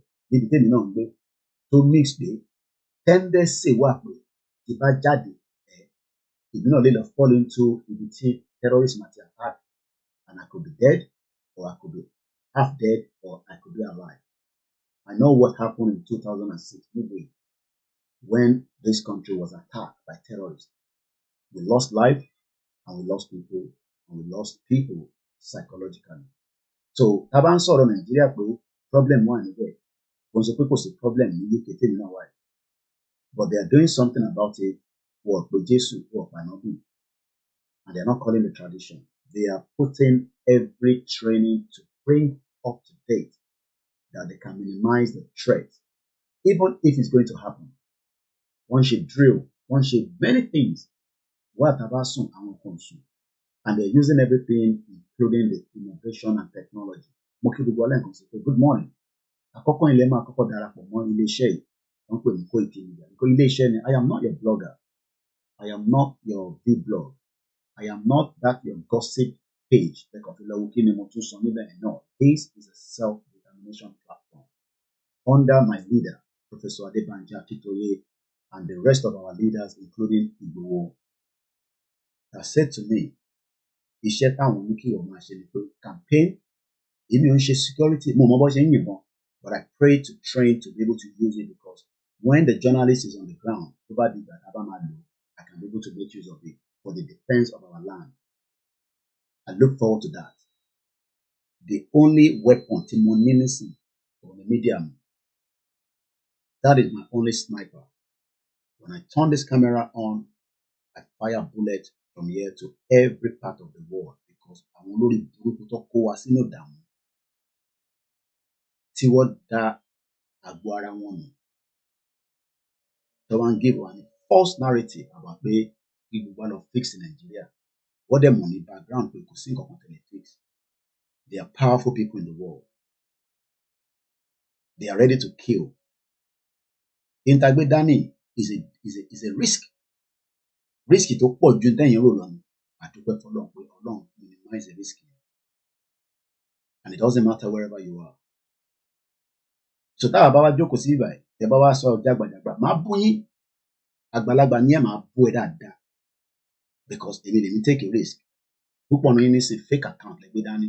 I don't know who you are. Tàbá dé rally ẹ sọ fún mi pé Koiki ni mo wà nínú account tí màá fi wọ ẹ̀ àmọ́ pé èèyàn ní. So be careful when you come on this platform. I don't tolerate nonsense. Màá ṣépè fún yín dáadáa because àwọn ò lè wà nínú risk. Kẹ́yìn kan tí àmọ́ bí tẹ́ wà. Ẹlòmíì kò tó gbọ́ wá change IP address ẹ̀ kọ́ má bàa mọ location. Even though pé òun kọ́ lọ́n wá wọ́n dẹ̀ wẹ́ anybody. Ìbẹ̀rù yẹn ló fi pa wá tí a fi wà níbi tá a dé lẹ́nu. Ikú gan ìtí ìdè tí gbogbo yín ti ń kú. Tí ikú gbọ̀ngàn bá wá dé ńkọ́. Ta ló ní padà kú? Ta ni ò ní padà kú ní gbogbo wa? À ń bẹ Ọlọ́run pé kó jẹ́ ká fi nǹkan lẹ̀, ká fi mọ̀ sílẹ̀, ká bá àwọn ọmọ wa, ká bá wọn pẹ́pẹ́pẹ́ àwọn òbí wa tó wà lọ́wọ́ wa, wọ́n pẹ́ pẹ̀lú wa. Ìyẹn la ṣe ń sọ fún gbogbo àwọn Ọbásanjọ́, àwọn Tinubu, àwọn Bọ̀dé George, àwọn gbogbo àwọn àgbàlẹ̀ Yorùbá yẹn. Ṣé bí gbogbo wọn náà lọ ti ń dàgbà lọ nísìnyí? Ọlọ́run túbọ̀ lọ rẹ̀ mí wọn. Ìgbà oní kò ní bọ́ ní kò ní wọlé wá pa wọ́n dànù. Tọ̀rọ̀ máa padà kú náà ni. Tó kí ló dé dé àfẹ́sọ̀ òtítọ́ kí ìran wa bọ́ nínú wàhálà? Tí gbogbo àwọn àgbààgbàlẹ̀ Yorùbá bá pe press conference ní pé ṣe Nàìjíríà mọ̀ pọ̀ bí mo máa ń politician yẹn àkọsẹ́ ní ti. Owó ò lè sọ yẹn. Ẹnu wọn clean. Gbogbo wọn ti múlẹ̀ burúkú. Wọ́n ti tà wá. Ìyà wa ń jẹ gbogbo ìran Yorùbá. Àwa ń struggle. Egungun gan àríjẹ mọ́ báyìí. So let's come straight to the terrorist threat level in the UK. This threat level, ẹ farabalẹ̀ kẹ́ gbọ́, indicate the likelihood of a terrorist attack in the United Kingdom. And we don't know where. Ibi tó máa attack àmọ́. But wọ́n sọ pé there is a likelihood yẹn pé ó lè ṣẹlẹ̀. Ìyẹn la ṣe máa ní say it, sorted. The national threat level. The threat to the UK tó pín sọ́nà mẹ́rin. Àwọn pín sọ́nà mẹ́rin. Lóòótọ́ wọ́n pín tiwa náà into the regional government. But eventually, the regional government did not hold its ground. And everybody knows why. But we can't be going back and be saying, gbogbo yẹn ti lọ eléyìí tó wà níwájú wa ni ká discuss this. Kó ìkẹjẹ ká tún lọ ṣe regional government wo lẹ̀ ń wá. Nígbà tá a ti mọ̀ pé a lè dá dúró gẹ́gẹ́ bí ìlú ẹ̀tún ní ká padà lọ ṣe regional government. Why ta fi slow down nígbà tó yẹ ká máa progress ni? It's not for you to watch, it's for you to support as well. Because àwa náà èmi gan tired. In terms of between Sunday tí mo jáde tí mo wọlé ara òun ṣòkúta. But we are bringing the hope alive bá ṣe ń jáde. Because for every time we are out like this, we post hope as against the false narrative. Irọ́ tó ti pa fún wa láti ìgbà tá a wà ní secondary school. So ẹ support, ẹ share. Èyí náà ṣe ìgbìyànjú ti yín. Àwa náà ṣe tiwa. Àdẹ̀ni jẹ́ kó sú wa kó dẹ̀ nílẹ̀ wa.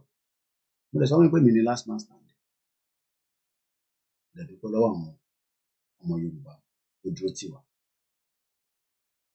The threat to the UK, which is England lè ní gbé, Wales, Scotland àti Northern Ireland from the terrorism is what they call substantial. Substantial level láwa. Márùn-ún ni threat level the UK. Even Northern Ireland is still under substantial. I will tell you that it is the number 3. Nínú márùn-ún, àwa ni number 3. That means pé anything can happen nílùú yìí. Àwọn wo ló wá fẹ́ pààyàn tó wà nílùú ìdáàmú? Púpọ̀ nínú wọn wá from different parts of the world. They are living here. Èmi ò ní activate in another 10 years. So ẹ̀yin tẹ́ máa ń sọ fún wa pé nǹkan kan lè ṣẹlẹ̀ Nàìjíríà o Ọlọ́run á bá wa ṣe kò ní sí nǹkan kan Ọlọ́run sílẹ̀ nǹkan ti ṣẹlẹ̀ nǹkan ti ṣe wá. UK gan mọ̀ pé nǹkan lè ṣàwọn ẹ̀yin sọ pé nǹkan kan ti ṣe wá lórúkọ Jésù tẹ̀sánwó sójà ní kò gba sálárì. Why are we the Yorubas a ṣe bí ẹni tí nǹkan kan right pẹ̀lú brain wa. UK tèmi ń gbé tí gbogbo wa jọ ń gbà wá tájọ wà ní UK wọ́n lè pa wá sílùú yìí àwọn terrorist ẹ bá gbọ́n kan tí mò ń sọ ní jáde mọ́ yín. Èèyàn kan wá sọ fún mi pé ní Nàìjíríà tí wọ́n produce anything to save lives pé Jésù kan wá protect wa ànábì kan a máa gbàdúrà. Let's take time and ask questions. Kàyé play stupidity in tó tọ́ tó yẹ yes nínú àmọ́ máa ṣe ìyàwó àmọ́ nínú fẹ́ ṣe birthday but lè stop gbogbo yẹn but we are talking about a danger. Ṣáyé ẹ mọ̀ pé tí ìlú bá ti dàrú gbogbo nǹkan tẹ́ ń ṣe yẹn nílé ṣe ẹ lọ wo Ukraine wedding mélòó ló ń ṣe nísìn party mélòó ló ń ṣe ó ti wà minimize wọ́n sì ń ṣe ní within the city gbogbo ibi tí bọ́ǹbù ti ń wọlé gbà sí gbòòs ta ló máa lọ jókòó ṣe party.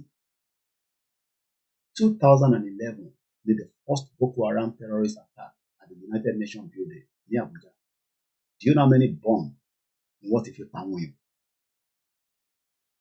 Ṣé ẹ mọ̀ pé wọn party tẹ̀ ń ṣe yẹn wọ́n lè ju oògùn alóró síbẹ̀ kó ṣe gbà apá gbogbo yẹn dànù. Àwọn ilé yóò kí ẹ̀yin èèyàn tó bá kú ẹ̀jẹ̀ làwọn mú. Àwa ní àwọn gọ́ọ̀mẹ̀ntì táwa wá ń bú wọn èèyàn tó máa defend orí yóò pé ní ṣé ẹ̀ ní làákàyè. Èmi gan wà under threat level nílùú ìkámáì tí wàá sọ ẹ̀mí bẹ́ẹ̀ pé gbogbo àwọn olùṣèlú lórí gbogbo àwọn gọ́fúnọ̀sì yẹn wọ́n ní kúrè kò ní da fún bàbá yín ò ní ṣòro rẹ̀ tí bàbá yín bá ṣì wà láyé tó bá ti kú kò ní àtúkúkú ẹ̀ lọ́rùn fún ìkà tẹ̀ ń ṣe fún ọ̀run. Mo ní kẹ́ kówó fún yín Gani Adams ó lọ máa bá wa protect gbogbo inú igbó pẹ̀lú àwọn ọmọ òkùnsì pẹ̀lú àwọn àmọ̀tẹ́kùn àtàwọn farmers owó yẹn wà náà èyí tó fi ń náà tán wá pipeline security ní the pipeline security má protect ìran wa náà kọ́ má tẹ̀ pa wá káwọn èèyàn tẹ̀lé jọ sóko.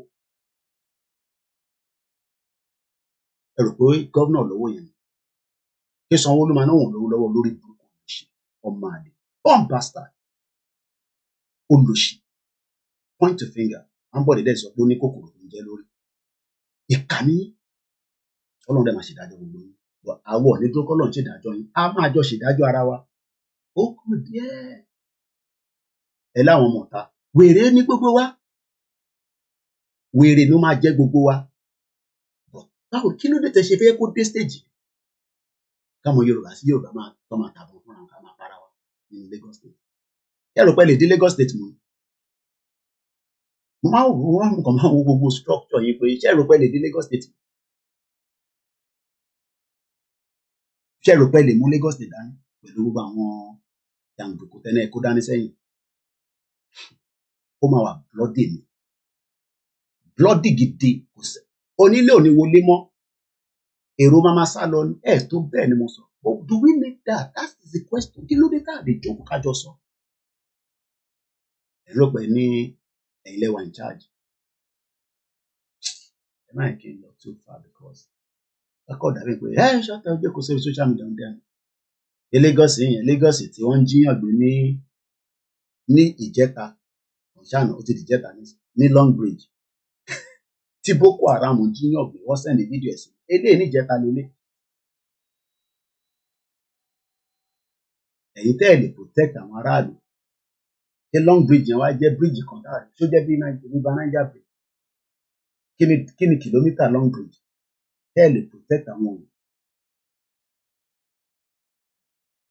tí ò báwo lè ṣe fi wá defend ara ẹ má rò pé ìjà ká máa jà ìjà conventional war guerrilla warfare la máa bá gbogbo yín jà guerrilla warfare gidi but do we need that ìbéèrè tí máa ń bẹ why do we need that and why do you want to push us to that bàbá Akintoye ní kẹjọ kò kájọ sọ ẹ ń sá ẹ ní bá bàbá Akintoye sọ ẹ fi máa ṣe gàba lórí àwọn ọmọ wa ẹ máa fi àjẹ àwọn ọmọ wa guerrilla warfare ló máa gbẹ̀yìn ẹ̀ but do we need that so let's come back to the threat level before we move further as a coming up to 20 minutes to 8 because 2 hours ni máa fi ṣe program yìí. Ẹ sọ fún Sanwó-Olú àti gbogbo àwọn governors wọn ò ní capability. I'm telling you that. But àwọn èèyàn ní Koiki ẹ̀ṣẹ̀ mi kọ. Èdè yìí máa ṣe èyí ṣàgbésábẹ̀ kọ. Ó lè má jẹ́ lọ́la, ó lè má jẹ́ ní next year, but something will kick and a lot of us will see. Because àwọn Yorùbá tó wà nílé pẹ̀lú bẹ́ ṣe ń fìyà jẹ wọ́n yìí wá react. Igbo might not be Yoruba nation. Two teenager boys charged with the murder of a 13 years old in the UK. Àwọn yẹn máa ń stab ara wọn kiri ni. Ọlọ́mọ ẹ̀ka pàdé àwọn tó máa stab àwọn ọmọ wa. So there are 5 security threat levels in the UK. Number 1 is the low. Low. That is, an attack is highly unlikely. Moderate, an attack is possible but not likely. For substantial hour, an attack is likely. The next one is severe. An attack is highly likely. Then the last one is critical. An attack is highly likely in the near future. The level is set by the Joint Terrorism Analysis Center and Security Service. And that's Yoruba nation. Analysis. But I want to check out the threat level. I want to the Joint Terrorism Analysis Center. So analysis the Koiki media no ṣe. So analysis the no ní lára. Kò stay. Ilé sọ yìí, tó bá yẹ pọ̀rọ̀ òkú àtòbò nísìnyí ìyẹn máa tó tì dáadáa. Tó bá yẹ pọ̀rọ̀ òkú àtòbò ni mò ń sọ ní bíbá, ìyẹn máa jókòó tì dáadáa. Sọ̀rọ̀ òkú àtòbò ni mo gbé dání ṣe bá mọ sísítà wa tó ń sọ̀rọ̀ òkú àtòbò. Ìdí náà máa wà níbẹ̀. Màmá wo tó ń sọ. À ń sọ̀rọ̀ ohun tó ń ṣe wá tó fẹ́ ba ayé wa jẹ́. Wọ́n pè ní Nàìjíríà. And everybody has what they are analysing on. Bukky Jesse pẹ̀lú àwọn tó ń sọ̀rọ̀ nípa Mohbad.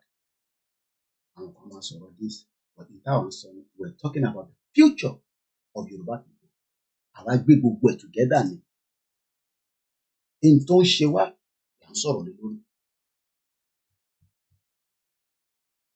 Ṣé àwọn ilé tẹ̀ ń kọ́ ní Nàìjíríà yẹn? Lagos yìí gan secure, kàmá ti sọ tó ń kọ́lé sí ìlú. Àtẹ̀mọ́ wọn dà báwọn kan bá náà kọ́lé. Àwọn òbí tó ń kọ́lé yẹn sí. Títí ò débẹ̀, iná ò débẹ̀. Báwo lè ṣe fi gbé ní gbogbo bẹ̀yẹn? Mo rántí ọ̀rẹ́ mi tí mo lọ sílẹ̀ ní I think 2017, ọmọ ẹni Kòròdú. Mo ṣí wíńdò báyìí. Mo náà ṣọ́ọ̀pù yẹn bíbà yìí ó ṣe ní Koiki ó ṣe. So far kò tí sọ pé nǹkan kan ṣe wọn. Kò tẹ́ mọ̀ páwa kọ́ máa assess everything. As a diaspora, we assess a lot of things. Mo lọ bá ṣẹjọ́ méjì. Mo ń gbé pé ó ṣọ́ọ̀pù ibi tó ń gbé ìṣe. Nígbà tá a lè gbé ní gbogbo ọmọ Yorùbá ti kúrò ní mainland. Àwa tẹ́ pàwọ́ la ní mainland. Àwọn ìyá kejì ti gbà lọ́wọ́ wa.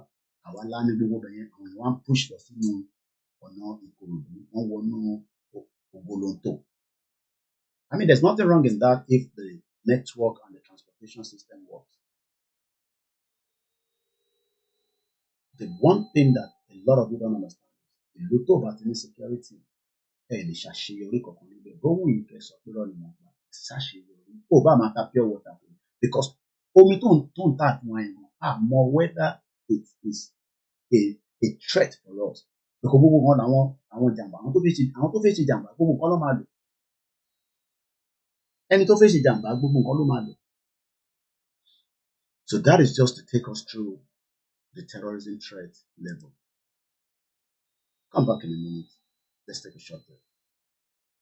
Lálá olùlọ́jọ́ kọkànlá oṣù kẹwàá ṣe fẹ́ gbọ́. Ọjọ́ tó ń sọjọ́ ìbí ọmọ aládìkún. Olóyè Sunday. Májàsọ́lá Àdìsá ọmọ Adéyẹmọ aka Igboho ṣá. Nípa bí gbogbo àwọn ọmọ ẹgbẹ́ ìfẹ́ lọ́dọ̀ àpapọ̀ Yorùbá lágbàáyé lábẹ́ ààrẹ wa ọmọọba Adébáyọ̀ Fáládé ti gbákejì ààrẹ Mákindé Gíadùnbí Kentos tí ń ṣe ìrọ́kẹ̀kẹ̀ ìgbáradì níbàámu pẹ̀lú ìfẹ́ àti ẹ̀mí ìforihàn fàgbékalẹ̀ àyẹ́sí ọjọ́ ìbí Ìgbòho fún tọdún yìí pẹ̀lú àkọlé Dinner with Ìgbòho. Bákan náà la ó mọ gba ọba ògbóni àgbáyé lálejò Tajudeen Ọlárẹ̀wájú Àjàlá àti bàbá Adésọjí Tàlàbí àwòrò ṣàṣà eégún mọ̀gájí nílùú London láti wá ṣe àyẹ́sí fún olóyè Ìgbòho lọ́jọ́ náà tí ó wáyé nínú gbọ̀ngàn ńlá ní London Kensington 179 to 199 Holland Park Avenue London W11 4UL United Kingdom bẹ̀rẹ̀ látago 7 ìrọ̀lẹ́ ẹlẹ́lẹ́dago 12 òru. Bákan náà láti ń kí wa kú ìmúrasílẹ̀ ìwọ́de làmìlaka tẹgbẹ̀lẹ́gbẹ̀ ènìyàn tí ó wáyé nílùú ọba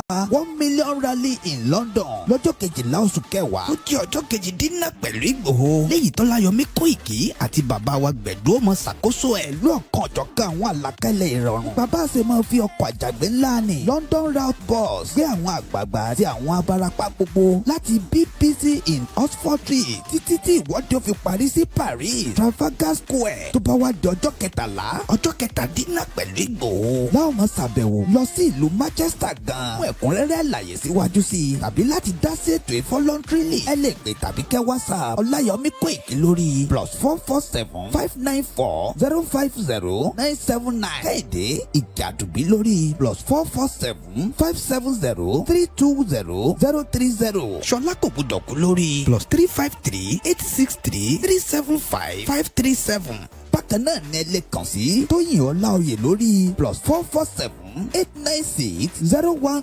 764. Lápapọ̀ ọmọ Yorùbá àgbáyé pátápátá YSDN pẹ̀lú Yorùbá World Media Home and Diaspora àti gbogbo ìkànnì mìíràn tó ń sọ̀rọ̀ sókè fún ìjàǹgbara ọmọ Yorùbá. Ní àwọn ẹgbẹ́ ìfẹ́lọ́dọ̀ àpapọ̀ ọmọ Yorùbá ṣe ń kí ọmọ aládìkún wípé ẹ kú ọdún ẹ kú ìyẹ̀dún a sì ń ṣàmọ́dún sẹ́ẹ̀mí ìtayà tọmọ. Yorùbá World Media tó ń kéde lórúkọ gbogbo ọmọ Yorùbá pátápátá.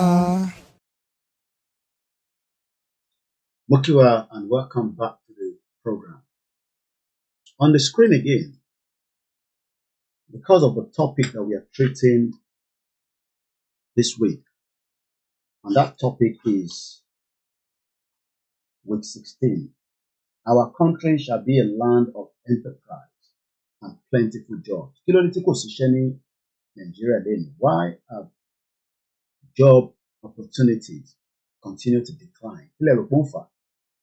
Let me read from the comment section. Moke Alex Mamoon. I wish somebody that lọ ṣe exercise kí ni náà ní gẹ̀ẹ́bí Yorùbá. Moke gbogbo wa. Kí lẹ rò pé ó ń fà? Moke ẹ̀ǹtẹ̀mí ní orí mix LR. And good morning to you all. Abiodun Ogunmola. Ẹ káàbọ̀ sórí ìkànnì wa Láò Bàbá. Bẹ́ẹ̀ ṣe ń lọ tẹ́ ẹ̀ wá ǹtẹ́ máa jẹ òní affect you. Why do you think there's less job opportunity? Àti pé can Tinubu create enough jobs between now and ìgbàkigbà tó bá máa lọ ọdún mẹ́rin ọdún mẹ́jọ ni? Ẹ bá ń fi sínú comment section. Because we need jobs and we need that job now, not tomorrow. Do you think that President Tinubu will give us enough jobs? Ẹ bá ń fi sínú comment section. Àti pé ọ̀nà wo ló máa gbà to create the jobs? Ọ̀nà wo ló fi gbà for President Bola Ahmed Tinubu ọmọ olójú ọdẹ láàkín filẹ̀kẹ̀ sídìí ẹlòmíì? Ìdí tẹnìkan la máa fi sí àdẹ ti filẹ̀kẹ̀ sídìí Tinubu. Ọ̀nà wo lẹ rò pé Tinubu máa gbà? Alani Jamiu Mukirisa, bàbá mi Adéọ̀ṣun Timothy Àgbẹ̀lọ́ba, Rahim Abbas, okay, Àlàáfíà náà family mi wà, they're still in bed. Wọ́n ní pé máa ṣàkàlẹ̀ ní sílẹ̀ kankan. Mo kí gbogbo yín àgbàlagbà, àtẹ̀yìn ọ̀dọ́gbọ́n, àyìn engineer, ẹ̀yin mechanic. Mechanic ló pa owó jù níbi ìjọba náà tó paṣọ mechanic. So ní ages mo kí ẹ. What do you think that Tinubu needs to do to create the enabling jobs that we need right now?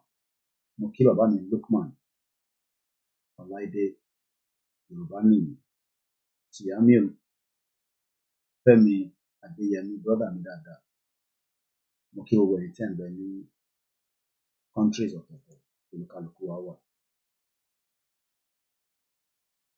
I'm asking, kí lẹ rò pé Tinubu gbọ́dọ̀ ṣe? Because we need him to create jobs. How many people looking for a job in Nigeria?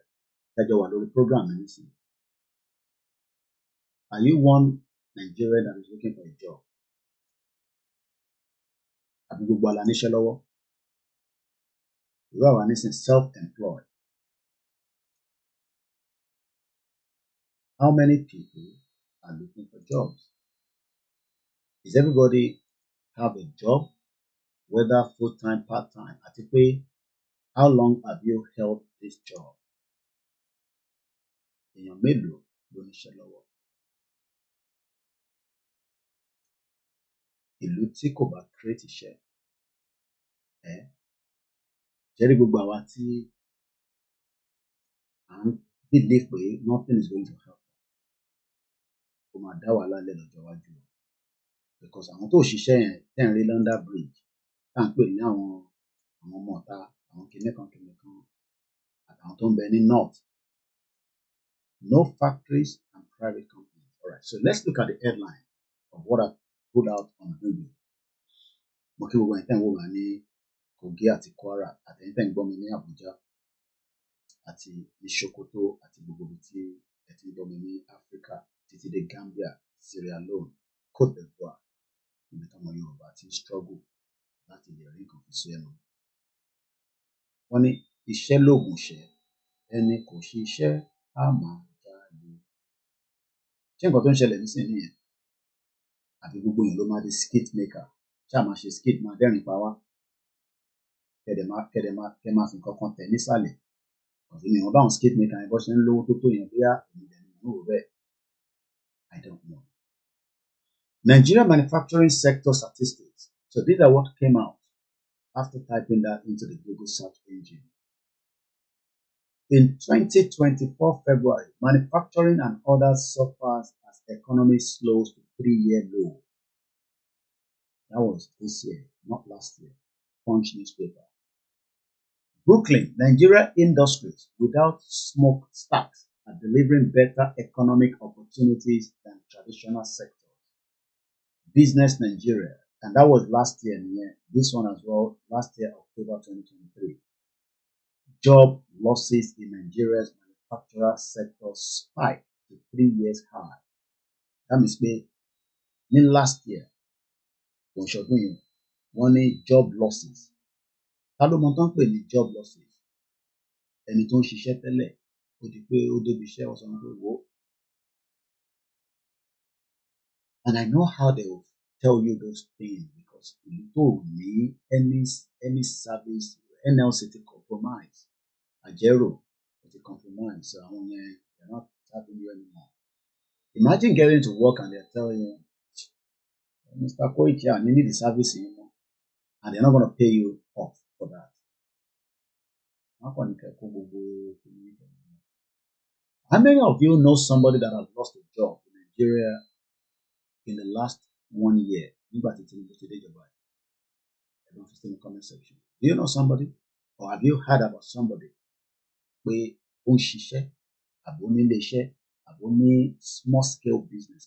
Small scale business. The smallest small scale business is somebody who can pure water. For anybody, the one is about 50,000, which is sometimes what an average person needs to start. I call a blog. Our Yoruba. Our politicians will so di ọ̀lẹ àti olè. Tẹ̀mí mọ́lẹ̀ kẹ́kọ̀ọ́já kẹ́kọ̀ọ́ fún mi ní 10,000. Àwọn yẹn wá rí pé ilé ìgbà 20,000. Wá ń jẹun ọ̀tá. Then everybody eventually become tẹ̀mí mọ́lẹ̀ kẹ́kọ̀ọ́já. Because n tó ń paṣọ nísìnyí yẹn, ṣàtẹ̀mí mọ́lẹ̀, àwa di ọ̀rá ìsàkalẹ̀. Títí dé gbogbo ilẹ̀ Yorùbá ni mo sọ yìí, kò ń ṣe ojú kan mọ́. Ẹ ṣàtẹ̀mí mọ́lẹ̀. And that is our ọmọlúwàbí ethos have been thrown out of the box. So ṣé tẹ̀mí mọ́lẹ̀ ni wọ́n fi ń build the country? Ṣé mo pa àwọn fẹ́ẹ́ ní kọ́ tẹ̀mí mọ́lẹ̀ yẹn? Tàbá fún wọn ní training in whatever area, field. Some of them, we are coming about managing $1 billion dollar equivalent ilẹ̀ Yorùbá project. And I'm not joking. But nígbà tó yẹ pé tẹ̀mí mọ́lẹ̀ yẹn 10,000, 20,000, ìgbà míì tó bá lọ́ọ̀kì wá gba 1 million, depending on bí agbára ìbá ṣe tó. And all these has played out. Politics ní Tinubu play nìyẹn. In táwọn kan fi sọ pé bàbá criminal ní Tinubu. Politics tẹ̀mí mọ́lẹ̀ kí kọjá. Oh yes, Tinubu náwó ní Tinubu. Kò sẹ́ni tó lè dispute yẹn. Tọ́ba náà tó ya pépà jù lọ́mọ Yorùbá. But pépà tó ń yà yẹn, which is owó equivalent. Owó àbúlà fi ń ṣàbúlà lè lè ṣe. Ṣó máa lè rí owó yẹn fi bribe rẹ̀ wá tó wà níjọba nísìnyí? Time will tell. Because I don't think àwọn northerners àwọn need owó Tinubu. I don't think some of you knows that. Tọ́ba ní northerners ṣìgìdì owó ń bẹ lọ́wọ́ àwọn náà. Wọ́n ti sọ́ọ̀kì Nàìjíríà gbẹ. Tọ́ba ní àwọn northerners ṣìgìdì owó ń bẹ lọ́wọ́ wọn. Àwọn kan wà náà tẹ́ pé silent ni wọn. Gbogbo Dangote ta kan pariwo ni àwọn tó lówó ju Dangote lọ wà. Wọ́n dákẹ́. Àwọn èèyàn lọ́ máa ń fọ́ǹdì kan lábẹ́lẹ̀. Òmùgọ̀ làwọn tọ̀dọ̀ tí wá. Ní kẹ́tẹ̀ fọ́ǹdì pírójẹ́tì àti fọ́ǹdì kẹ́tẹ̀ protect aráàlú. Kí ló ń ṣe yí bẹ́ẹ̀ fi protect aráàlú? Ìyẹn ni béèrè tá à ń béèrè lọ́dà wa lóhùn. Ni àwọn fẹ́ ń pè ní gọ́vnà olùṣèlú burúkú pé àwọn fẹ́ ká dá sí ìdìsí kọ́ máa kú dànù kọ́ máa lọ. Mo lè sọ fún yín pé a sì máa wojú ara wa. Ẹ jẹ́ ká kọ́kọ́ sọ fún àwọn ọ̀nà wa dáadáa. Torí pé ẹni tá à ń sọ fún ìjọ tá a bá fẹ́ lọ wojú yín kó má sọ fún bàtà bá jẹun lọ a ní Koiki òun ò lè lọ mọ́. So let's go back to the job losses in Nigeria. FDI, foreign direct investment, FDI, foreign direct investment to manufacturing sector, only increased by 67% to about 1.5 billion, according to the National Bureau of Statistics in February. Foreign investment in January will drop. In February, TVC ló sọ pé ó drop ní January 5. Foreign investment in manufacturing dropped by 54%. Bó ṣe tún wá lọ sókè ní February. Believe anything in Nigeria. Ṣé rí gbogbo àwọn pépà gbogbo wọn pátá ni wọ́n manipulate. You might ask me how. Ṣé àwọn pépà wáyé náà fún wọn láyè lórí platform wọn? Ó ní bó ṣe máa ń bá wọn sọ̀rọ̀ lẹ́yìn. Ẹ má sọ nǹkan kan tó wà against Nigeria. Ẹ ṣáà lo headline tó yẹ pé. And that's why people always attack my platform. Because they're expecting my platform to be talking like Naira Matrix and all these other ones. Since 3 days now, àìtí gbọ́ pé wọ́n jíyàn lórí long bridge. Èmi dẹ̀ ti gbọ́, mo ti post ẹ̀. Bad news nìkan ni máa ń gbé wá. Bomb bastard, èèyàn máa lè. Èyí jẹ́ pé ìyá máa jẹ tí ìlérí tí mo ní sí láàárọ̀. Gbogbo tí mo lè jẹ nínú ilé tí bá kúrò nílé for the next 3 months tó ń bẹ nílé. 3 months. A dẹ̀ wà ní September. So September, October, November, títí dé December. Títí kan ọṣẹ tí máa fi wẹ̀. Títí kan toilet roll tí máa fi nìdí. Títí kan oúnjẹ. Ambọ̀sibọ̀sì. Ṣé bẹ́ẹ̀ náà ló ṣe rí fún wọn tó ń ṣiṣẹ́ nílé? Ọ̀gbọ́n ẹni tó bá ṣiṣẹ́ déédéé ó gbọ́dọ̀ gbádùn. Ọmọ tó dẹ̀ ń gbádùn ní wa tẹ́lẹ̀ kó tó di pé àwa ń jẹ. Ọmọ rántí nígbà tí mo ṣẹ̀ṣẹ̀ wà ní Lagos Island tó kúrò lóko ní phase 2. It wasn't as bad as this. Lóòótọ́ nǹkan tọ̀. Àwọn tó mọ̀ pé abroad ni mo sì ní wà. Mo nǹkan máa ń wá bá mi pé ya paper fún wa. But we look after each other. Ẹ lọ bèrè ní phase 2 Nàìjíríjáde. Ibẹ̀ ni mo gbé láti 1995 for 3 years. Àṣefàájì lọ àlọ́ àbọ̀. Today, it has become worse. An average èèyàn lè jókòó jẹ àmàlà kò ní kọ́ fún ẹlẹ́gùnfe kò tún gbẹja sí. Ẹ mọ̀ pé bá ṣe máa ń jẹun ní even though pé àwọn oúnjẹ yẹn nígbà míì náà ó ní impact lára. Wàrà àmàlà wà ní kọ́ fún ẹlẹ́gùnfe wá bùn yẹn sẹ́gbẹ̀ẹ́ wà tún gbẹja sí. Wà dẹ̀ ra ṣe kí ni àwọn tó mọ gúdà mu ara fi good at it. Ìjókòó tẹ bá jókòó nísìnyí oúnjẹ lélo lẹ́rù pẹ́ lè jẹ tó máa yọ yín pẹ̀lú average salary. Ókè Tinubu ti ní kó san 70,000 ṣé wọ́n ti ń san? Believe the politicians at your own. Believe the politicians at your own peril. So, Punch again in February, when the FDI in manufacturing rise, global rise is good. But let's come to the job loss. In 2022, troubling figures in Nigeria manufacturing sector suggest economic crisis. And it is only in manufacturing that the country can grow. Kí ni mo sọ? Ẹ̀gbọ́n mi lẹ́ẹ̀kan. Nínú ká produce nǹkan. I'm trying to figure out even as small as $18, it cost about £1.50. Gbogbo production cost ó lè má tó they are under 70p. Ọkọ tó gbé débí báyìí and that. Shop náà dẹ̀ máa pawó. Do you think that President Bola Tinubu can give us a workable manufacturing sector just to start with? Ṣé rí damage tí Tinubu wá forí ẹ̀ gbá ẹ̀ tó fi forí ẹ̀ fagbọn? That's damage. But everybody knows that Tinubu is just another selfish bastard. Olórí burúkú ni. Ètò bá ń ṣe olórí burúkú ni. Ó jẹ́ kó ní làákàyè pé tó fẹ́ lọ torí bọ̀ yìí. O lè revive economy Nigeria. O lè revive manufacturing sector. Security ní nísìn àwọn yẹn tẹ̀ fi ń ta yín báyìí. Nígbà tó yẹ pé àwọn ọ̀nà ńláńlá tó jẹ́ northerners. Adẹ̀mọ̀ fóun náà wà lára àwọn tó dá wàhálà yẹn lẹ̀. Ọ̀rọ̀ Boko Haram Tinubu ò lè sọ fún òun ọ̀kan nípẹ̀ àfi tá a bá fi parọ́ fúnra wa. Torí ọ̀rọ̀ pé wọ́n máa yọ Jonathan Boko Haram wà lára tí wọ́n lọ gbé wá. El-Rufai ló fẹnu rẹ̀ sọ. El-Rufai ní sí ní ọ̀nà wọn bá Tinubu ṣe. Kí ni plan El-Rufai àmọ́? Bọ́kọ̀ náà wọn bá Tinubu ṣèjọba tiẹ̀. Gbogbo ilẹ̀ ẹjọ́ ṣe campaign na El-Rufai kí ló ṣẹlẹ̀? Why are we like this? Àwọn sọ fúnra wa pé okay, can President Tinubu create jobs?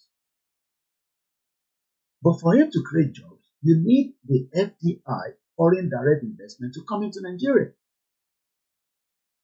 Without the foreign direct investment, you're not going anywhere.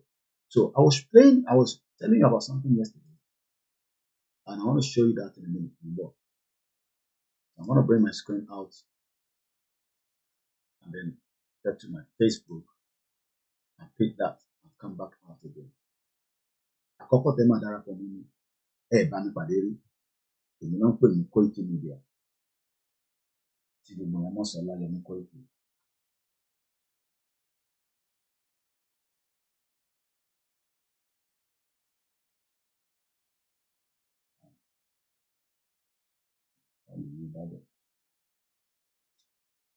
Ṣé kò urgent Kentos ní wà live for the program? Ṣé kò urgent?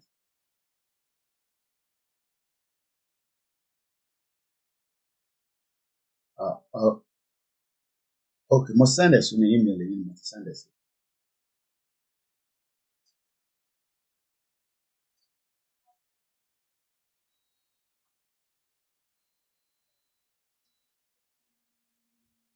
Oh, wọ́n ní the code. Oh, okay. Ibo ló máa send ẹ̀ sí? 979. Okay. Mo ń bọ̀. Óyá, òun lélẹ̀ 237331.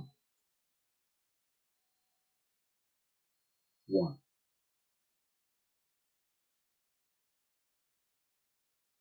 All right. Ẹ kú iṣẹ́. Àdúrà wa gbà.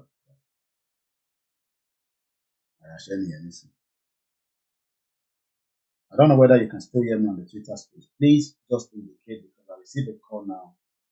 Mr. Dekule, if you can hear me, just thumbs up or do something. Abalola, if you can hear me, I don't know whether you can still hear me. Those of you on the Twitter space. Because I received a call on that phone now. If you can hear me, let me know, please. And I won't know if you can hear me or not. Arashe rally or nothing. We are working round the clock. Now, let me quickly go back because Lano, we were telling you, okay, Yoruba will be missing $1. The bá máa ṣe lórí tap lọ́dọ̀ sister wa tí code wọn jẹ́ Abiola lat. $1 is 1,585. Àwọn brothers mi tó ń send mọ́tò wá wọn máa rówó ìgbé mọ́tò wá nísìnyí. They can't find the money to bring the vehicle because if you're gonna ship a car from America, not that people are still not doing it, but put it drop down. I'm sure pé tẹ́ bá fẹ́ ra mọ́tò àwọn tẹ́ máa ń bá yín ra mọ́tò tẹ́ máa ń tà ní Nàìjíríà. I'm sure you'll be looking at to send money now because receiving the day, if you're going to send, it's going to be costing about 1,600 to $1. And depending on how many cars you're going to need from America. Lóòótọ́, there's all kind of money in Nigeria. Drug money, prostitute money, politician money, ritualist money, and Ogun State, I keep saying this, is number one. If you like, agree with me. If you like, Ogun State, let me know. Let us do the needful and come out of that. Support Yoruba Nation. Need láti ṣe ritual láti dolówó. So, let me quickly show us what I was showing us yesterday. The sufferness is too much. And all we can do, yep, I've got it now. So, I was reading this yesterday, and I'll also prove to you again that for those of you watching right now, you can see the screen. And right underneath it says, the Guardian newspaper. One Motika article of doing. I've read 16 articles. Why not support us with £4 every month? Why not give us £12 every month? You can pay one time, you can pay monthly, and you can pay annually. The rich and the powerful, listen to this. The rich and the powerful trying to stop us publishing stories. Is that not what they are doing with my platform? They've sabotaged this platform to the extent that because they want to make sure that this platform does not exist again. And that's exactly what the Guardian is facing. That the rich and the powerful and what to live on in society are trying to stop them from publishing stories. Lobby groups determined to undermine climate science and the bad actors spreading disinformation online. Is that not the same potential in Nigeria? When we say support, because we know what we are fighting against. But we have you. Support from our readers means we don't need a billionaire owner. Is that not the same thing for me? People the Guardian newspaper. It means we can fearlessly report the fact and shine a light on the misdeeds of those in power. You want to make the government and show you when the narrative can do it.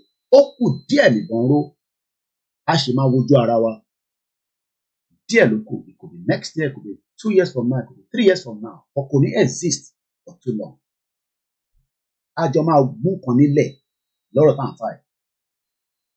For keeping our people below the power. Now we want to struggle across the Yoruba land today. And if you at our foreign partners who will don't intimidate àwọn èèyàn lójú títí tó bá ń lọ. Àwọn òyìnbó tẹ́ ẹ̀rín tán lọ yẹn Lebanese ni wọ́n àwọn olùṣèlú lórí burúkú Lebanese. Ẹlòmíì òkúkú mọ̀ òyìnbó gidi. You better come and watch a lot of my videos tí máa content tó gbọ́ òyìnbó. Àwọn òyìnbó tẹ́ ẹ̀rín ní UK, some of them are Eastern. Wọ́n ń ṣe pure òyìnbó ni British. Tó dẹ̀ jẹ́ English. Àwọn Arabs yẹn náà máa pèrè àwọn lóyìnbó. Ìwọ tó jẹ́ aláwọ̀ dúdú tọ́lọ̀ fún wa ní gbogbo nǹkan ló bá wa lára mu. Yet ẹ̀wọ̀n bí táwa lẹ́yìn àwa lọ sí Saudi ṣe Ṣàgálà lọ sí Kuwait àwa ń káàkiri. Ìbáwá táwa máa ń tẹ̀sán fún ìtawà ní UK. You are far better off and tó wà ní Arab country. Kódà bó ò ní ìwé ní ìlú, the only thing kan ní pé o travel.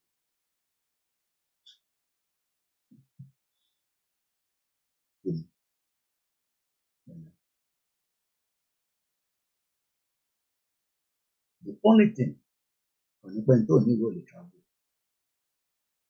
But tó bá sì wà ní UK, you are still far better. Oh, then Maro sense as much as you love to. So let's come out of that and show you the actual article. According to the Guardian newspaper, the new calls for the United Kingdom UK industrial strategy to bring in investment and fix the BRICS exit damage, because after the UK thrown in the BRICS exit, I'm going to face a lot of crises. Mo sọ fún yín lánàá pé Rolls Royce, mo fún yín ní value wọn lánàá, alórántí. The value of Rolls Royce is 40.86 billion pounds sterling. In tí Tinubu kàn ní ìdílé pé kọ́ fún ní 1 billion nínú ẹ̀, kó dẹ̀ jù sínú economy Nàìjíríà, kó dẹ̀ make sure pé Nàìjíríà stabilize, kó dẹ̀ make sure pé inú owó yẹn a ṣe training fún yín, a ṣe education, a ṣe energy, a ṣe títì, àdé máa sanwó yẹn padà díẹ̀díẹ̀. But tí Tinubu bá wà lọ tán kọ́, ìbéèrè tẹ́ èdè dání lóhùn nìyẹn. Torí lọ́kàn ara yẹn ilẹ̀ láìkì Tinubu. Ẹ̀yin gan lẹ̀ ń dá wàhálà sí Tinubu lọ́rùn. How are you, princess? Ẹ̀yin tẹ́ ń pariwo Tinubu Jagaban, ẹ̀yin gangan lẹ̀ ń kóba. Ẹ̀yin lẹ fi tiyín kóba. Ìkọ̀ tó bá yẹ pé ẹ̀yin sọ pé bàbá, ní táwọn Ìgbòho àti bàbá Akintoye ń sọ, it don't make sense ni. Ẹ̀yin òwe tó ń lọ nínú Premier League. Èmi gbogbo ilẹ̀ ń fọ́lò arákùnrin kan tó fi ṣe transfer táwọn Italians. Àwọn ìlú yẹn ṣeré mi ní Italy, Spain. Ọlọ́mọ àìkémi tó fowó tèmi lọ pàdé àwọn racism níbẹ̀. Mo yin àwọn tó ń gbé níbẹ̀ yẹn o. Àwọn yẹn racist burúkú. Kò ń ṣe pé kò sí racist nílò iná. Gbogbo ọmọ ọbẹ̀ yẹn racism tó wà níbẹ̀. Ẹ mọ̀ why? Because wọ́n ti rí àwọn Africa kan. Especially because àwọn tó ń wá láti Libya tó gborí omi wọlé, àwa ìran ọmọ aládé lọ tó Mediterranean Sea. Àwa jókòó máa sọ nìkan ní ṣe bó ṣe yẹ kó máa sọ̀rọ̀ ni. Bomb bastard. Báwo ni mo ṣe bá sọ̀rọ̀? Àní Rolls Royce value at 40.86 billion. So let's go back to the job losses. Mo kàn fẹ́ kẹ́rẹ́ àwọn headline yẹn ni mo ṣe lọ mú jáde. This was last year. So quick. You need me. This was last year. Job losses in Nigeria manufacturing sector spiked to 3 years high by Bumi Valley. The number of jobs lost in manufacturing sector kí ló dé tí a ṣe ń lose iṣẹ́ is because àwọn olùṣe politicians that all they know is how to steal, not how to invest. You got to invest in the people. Hey, invest in the people. How do you want to get the best out of them? Ká tẹ̀ sọ pé orí gbogbo wa dọ́ta, whatever to invest in the people. Àrà àwọn Chinese, àwọn kéékèèké wọ́n máa kọ́ wọn bó ṣe ń mọ block pẹ̀lú. I was at my mom on Sunday on my way out back to from Central London. Àwa fi measure nǹkan. Wọ́n á ní sọ ní measurement. Wọ́n náà wọ́n ní. Wọ́n sọ fún mi pé nígbà táwọn tọ́hún ní kọ́ wá ṣe measurement ẹ̀gbọ́n wọn wá, machine lọ́kọ̀ fi ń wò. Páká ó ti measure, páká ó ti measure. Àwa ṣì wà ní analog stage. You train people and then you put them back in the job. That is what the UK has done. Ẹ máa train àwọn èèyàn ni. Ẹlòmíì ò fẹ́ jẹ́ kó train òun. You will train them. And the Yoruba people are well trained. Ara àwọn tó ń ṣe graphics ní ilé pé orí yín pé ju alájọṣọmọlú lọ. Ìbá àárín gbogbo iṣẹ́ tẹ̀ ń ṣe, àárín gbogbo àrà tẹ̀ ń dá, from the music to everything. But Nigeria ló ń hold the real danger tí kò jẹ́ ká progress. intelligent ni gbogbo yín nílé mo ní orí yín pé ju àwa tá wà lábúròdì kan lọ àwa kàn ń lo pé abroad làwa wà ní because the way you use things is something that fóònù táwa ń gbé dání nísìnyí kò sí nǹkan tẹ́yìn ò lè fi fóònù yẹn ṣe because that is the only data kí ló ṣe advert kìíní ara problem ní kí advert ṣe pọ̀ tó ìpínlẹ̀ lè tó ìkẹ́ àṣẹ ń close ẹ̀ ló wọlé mo kí I am soapy. So let's read through. The number of jobs lost in the manufacturing sector rose to the highest in 3 years of the first half of 2023, according to the Manufacturing Association of Nigeria, MAN. The manufacturing advertising on the website. Yeah. I took the link on then pop up. Irritating.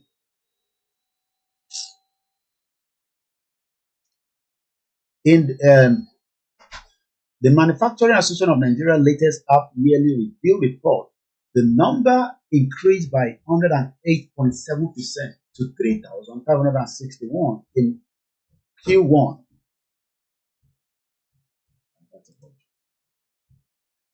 The numbers of jobs created in the sector. This is where won't be anything because Edomiomo purpose Theophingia. When is he going to create that job for you so that your life will be better? Rather than increase the number of jobs created in the sector, the number of the jobs declined. Website deletion, website come faster. Advertising. Every second, I can advertising. And all of them are set a bed. So into fake car go on Jekorika. Okay, I am so good. So let's come to the point. This was February or doing. Itimonka learn till last year. Ejeka wo biti man. Egbodo map. Igbodo map project. Okay, let's do something. I don't know. The way that you want to do issue. For many item kan tí a lè Google tó jẹ́ pé one of the major items táwọn èèyàn máa ń lò bí a ní jíjẹ láti máa produce ká lọ yí lọ sórí YouTube ká kọ́ lọ wo fídíò èèyàn nílè rí ẹ bá máa rí nǹkan tí mò ń ṣe ẹ lọ sórí YouTube àti Facebook. So let's say production of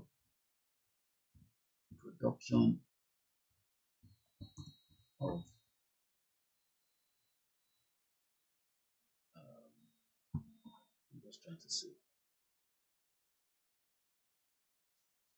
production of oúnjẹ tó máa ń produce chips. Okay, yeah, chips. Ẹ jẹ́ ká lọ wo production of chips. No, chips, food.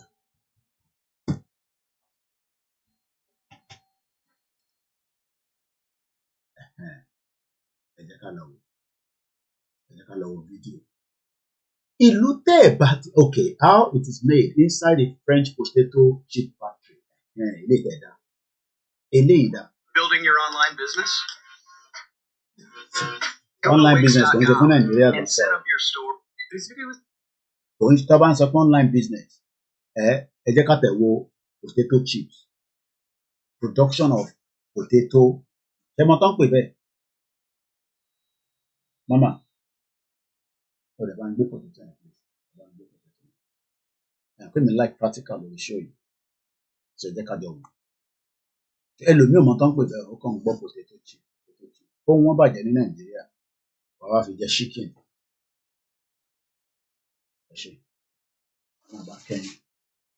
This is what they call the British white potatoes. Bí èlò náà ń ta ilé nísìn. Yàbí ìtàn pè bẹ́ẹ̀ nílé potato chips èyí tí ẹ̀ sí lórí screen but ẹ bá fẹ́ wo fídíò yẹn lọ sórí YouTube àti Facebook àwọn tó wà lórí Instagram ó máa come up wà máa padà wá ìgbẹ́. So Have you ever thought about a Yoruba white potato lọ́jọ́ iwájú? Àwọn ọmọ mi mo lè show video àwọn boys mi tó ṣe soil yẹn mo filẹ̀ nínú mú mi. Ẹ jẹ́ n kọ́kọ́ lọ fún yín nìyẹn náà kàtẹ́ tó máa show ìgbà tèmi náà bẹ́ẹ̀ ni àwọn ọmọ yẹn sweet potato tó gbìn sẹ́yìn backyard ẹ̀ wọ́n ti kàn àbọ̀dẹ̀ ti harvest ẹ̀ ni. Ó wá send video yẹn sí mi pé ọ̀gá mo dúpẹ́ lọ́wọ́ yín o ẹ fún mi lówó lóòótọ́ but ilé tẹ́tẹ́ ní ká lọ máa gbìn ká lè máa rí nǹkan jẹ. A fi ń pè ní oko etílé. Ẹ jẹ́ kí n lọ mú video yẹn jáde.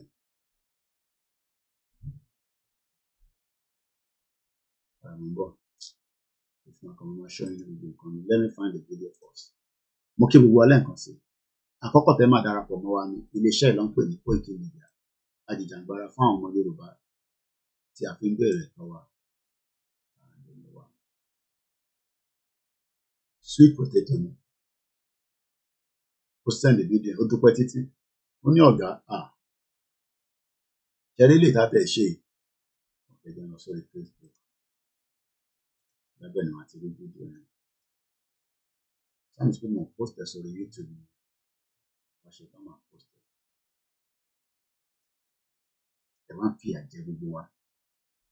Ẹ wá sọ gbogbo wa di tálákà. Ẹni bàbá tẹ̀lé mọ́lẹ̀ kí n kọjá. Àrẹ ti kọjá 2 hours tí mo fẹ́ ṣe. I gotta wind down. The video and the lay.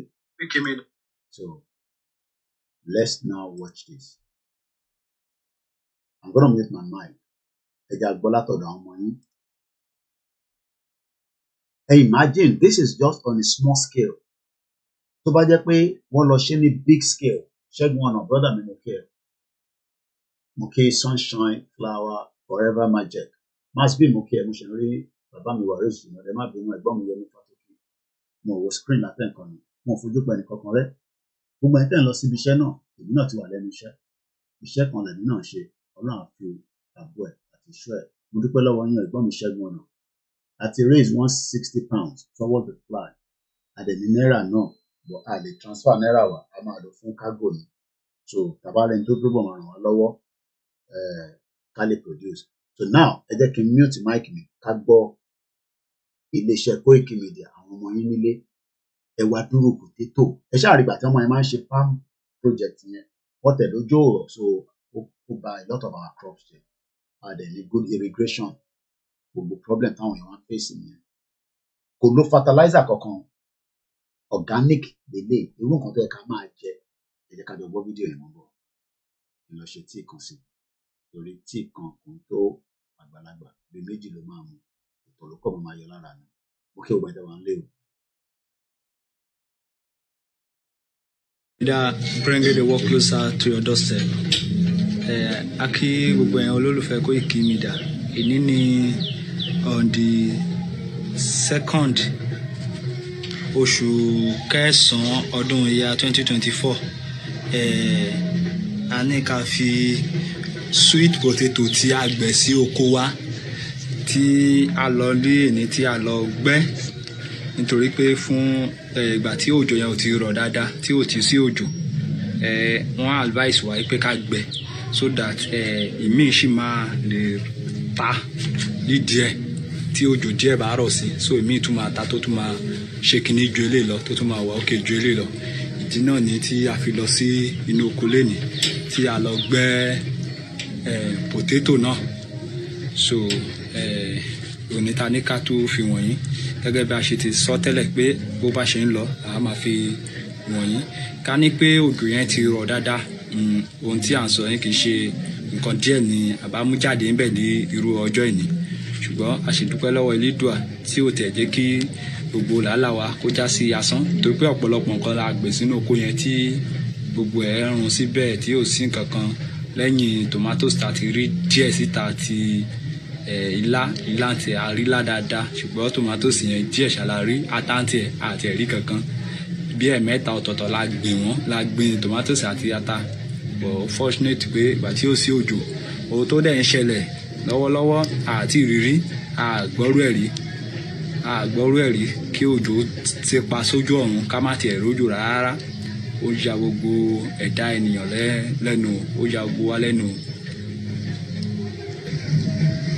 So ibi tí a ti gbẹ́ potato náà ni a ní ká fi wọ̀n ní ẹ̀rí àti gbẹ́ gbogbo ẹ̀ bẹ́ẹ̀ yẹn. So kí mi ṣiṣẹ́ rẹ̀ tó padà ti ń wo àwọn ewu ẹ̀ bẹ́ẹ̀ yẹn. So ó tún máa padà ta ìmí. So once again, Koiki Media bring the work closer to your doorstep. Ní on the 2nd oṣù kẹsàn-án ọdún yá 2024. A tún máa fi wọ̀nyí tí ó bá ṣe ń lọ nígbà tó bá yá. Ẹ ṣé o gbogbo ẹ̀yin olólùfẹ́ Koiki Media.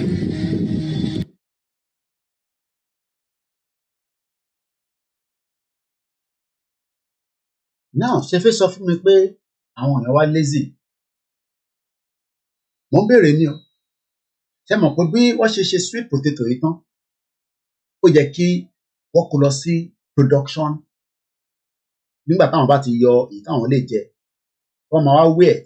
Ṣé mọ̀ pé ìtàn ní bàbá Awólọ́wọ̀ máa ń ṣe nìyẹn. Àwọn èèyàn bá gbin cassava, bàbá máa fún wọn lówó, wá gbé cassava yẹn wá lè fi ṣe gàrí tó fi ń pè ní ìlẹ́jọ àbí nǹkan kan. I can't remember the location anymore.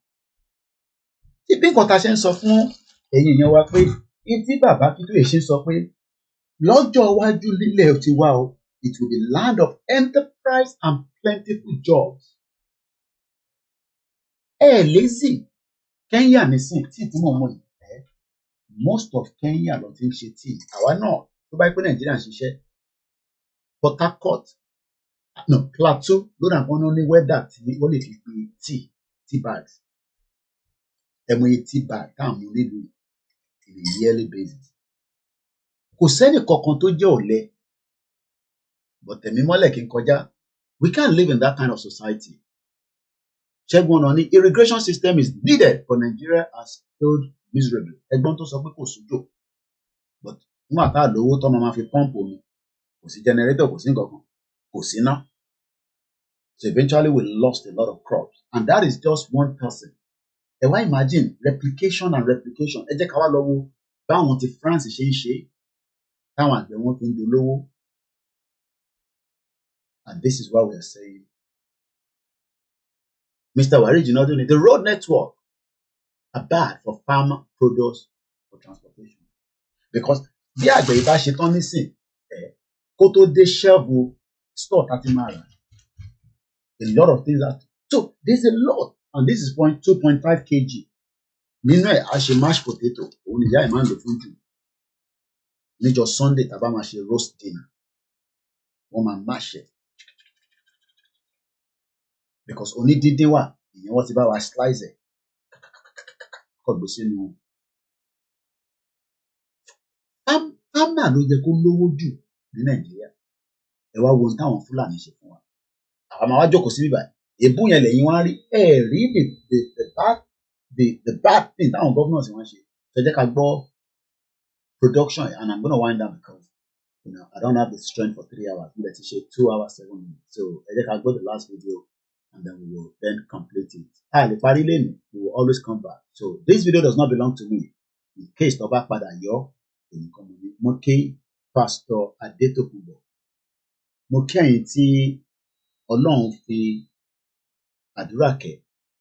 Ẹ má fi àdúrà sílẹ̀ fún wa lórí ọ̀rọ̀ ìrìn àjò yìí. Torí we are dealing with evil demons. Àwọn èèyàn rò pé ojú lásán lọ̀rọ̀ pé a fẹ́ gba country. Ọ̀sẹ̀ náà àwọn tó ń pè ní ìwé court wálé nǹkan yẹn lẹ́sìn ọ̀gá urgent call and I have to take it and sometimes it could just be people I'm not putting this in.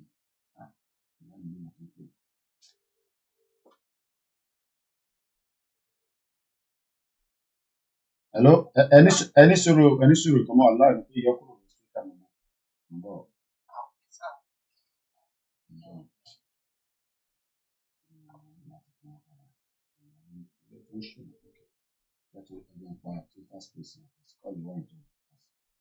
A lot of things is going on that we need to solve.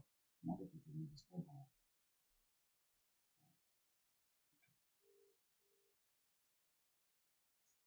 is sponsored by Squarespace. From website and online store to marketing tools and analytics, Squarespace is the all-in-one platform for building your brand and growing your business online. More on this later. What's up guys, salut, this is Alex. This is the pursuit of the perfect potato chip, episode 2. So in the previous episode, I tried to make my own potato chip, and even though I thought it would be plain sailing, I did face quite a few technical difficulties. I can make a crispy potato chip, I can make a light, pale, thin potato chip, but I can't have both of these qualities at the same time. And that's a big problem. I want to be able to make a grocery store style potato chip. In order to move forward in this adventure, I've got a few options. Either I just, spend and waste time on the internet looking for knowledge that might not be present, or option number 2, I just go and meet a master in that craft. Basically, I go to a potato chip factory and I learn how it's made, I taste it on location, and I try to discover their secret to achieve the perfect chip. Yeah, that's the plan. So I'm here in Brittany visiting one of France's most adored potato chip companies. And well, they're my favorite company too. Right, that's where we're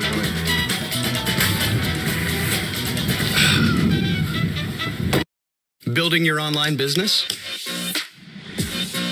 Go to Wix.com and set up your...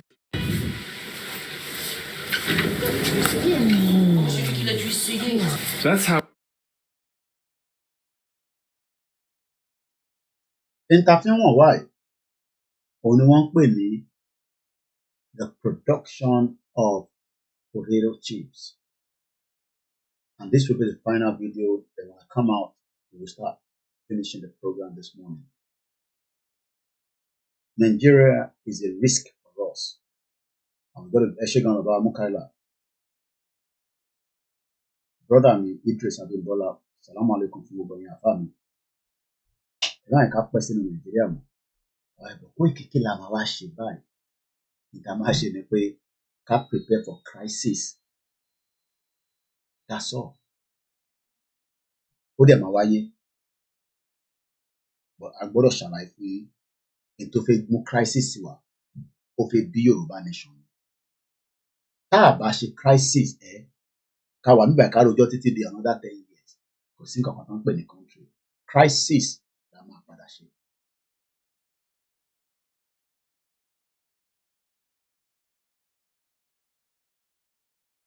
McDonald's have made some small improvements to the classics. Juicier patties, toastier buns. That's how I know that we are in the right place. Look at all these potato chips. Right? Ah, these are my favorite. Olivier?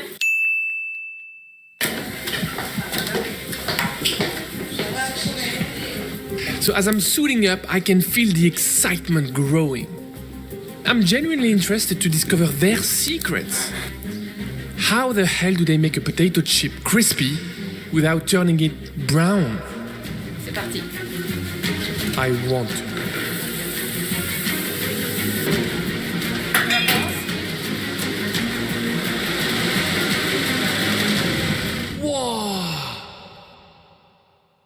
Okay, let's talk about today's sponsor, Squarespace. So I have recently tried out the Fluid Engine design system from Squarespace, and I can tell you it is so easy to unlock unbreakable creativity. You can start with a best-in-class website template and customize every design detail with reimagined drag-and-drop technology for desktop or mobile. It literally stretches your imagination. Squarespace also has powerful blogging tools to share recipes, photos, videos, and recommendations. You can categorize, share, and schedule your posts to make your content work for you.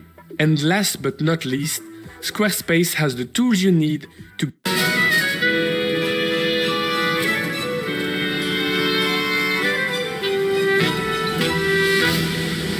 I've been to a few food factories before, but this one is just on another level. So today, Delphine is showing me around the factory and showing me exactly how they make their amazing potato chips. First, the potatoes come into the factory from the storage units and then they are washed. The potatoes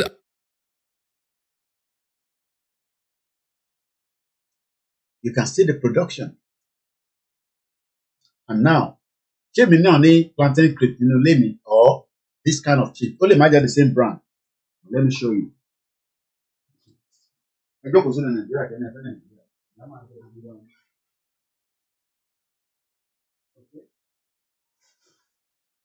The same process. Tó fi ń ṣe ìtàwó ẹ̀, òun náà làwọn fi ṣe lé. Tortilla, lightly salted tortilla chips. Kó tó dénú lé, process tó ń endure òun lè rí ẹ̀. Bẹ́ẹ̀ tẹ́ ń wo lórí YouTube àti Facebook. Ẹ̀yin tẹ́ wà lórí Instagram, you will see what I'm talking about. Kélé tó wọnú lé, that is almost the same process. Níbo lọ́dẹ̀ tí ń ṣe lé? Lidl ni wọ́n pààkì ẹ̀ fún. Lidl Great Britain, Kensington Road, ní Ireland. Ó wà suitable for vegetarian. Kí ló fi ń ṣe lé? Maize flour. Kí ló ń pè ní maize? Àgbàdo. Àgbàdo làwọn màálù tí wọ́n ń jẹ tó ń jẹ káàkiri. Continue to say ẹnu wá rùn. Maize flour, vegetable oil, repressed sunflower àti salt. Lọ́ fi ṣe lé. And I think we have one that is open. Ẹ jẹ́ ká padà sínú fídíò táwọn wò yẹn. After that video, we're going to end the program. And I say thank you so much for joining. Are then pulled along a huge conveyor belt where they are dropped in a centrifuge which actually scrubs the skin off instead of just peeling it. Red Bull gives you wings. And we're back in third quarter planning. Adams is quarterbacking this project, and she is looking. Then comes the separation of the potatoes according to their size. Larger ones are cut to conform with the rest. This makes sure that there is consistency within every bag. All of the peeled and correctly sized potatoes then get fed into a terrifying machine. It's almost like a mandolin, but it spins at a ferocious speed. This is what cuts the potatoes into chips. Different sets of blades can go into the machines and they can vary in width and pattern.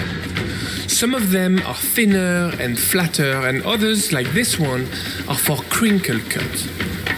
The cut chips are then blasted with water to remove all the excess.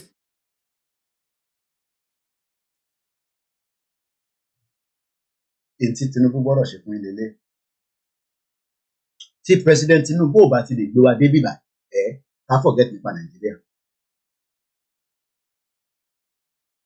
Tí aṣíwájú Jagaban tó ò bá ti lè gbé Nàìjíríà dé ibi production máa ṣe ìtàmàmà jẹ ọmọ forget it.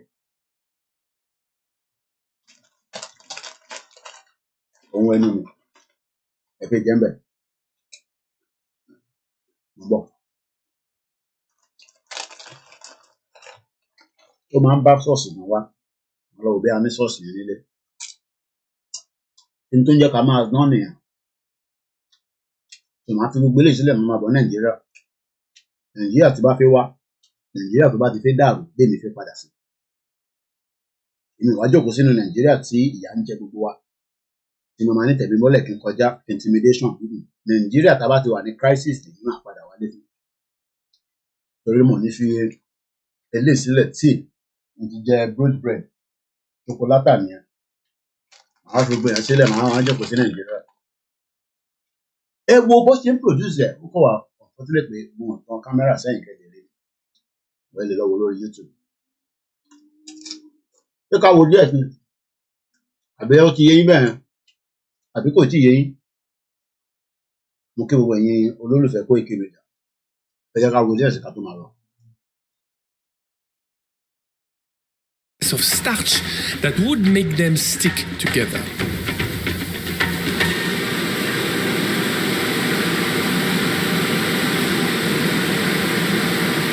All of these raw chips are then slammed onto a high-speed conveyor belt, which makes sure that they are all well separated before they are chucked into the oil bath. All of the chips travel along the oil bath until they are perfectly cooked and they are sent for sorting.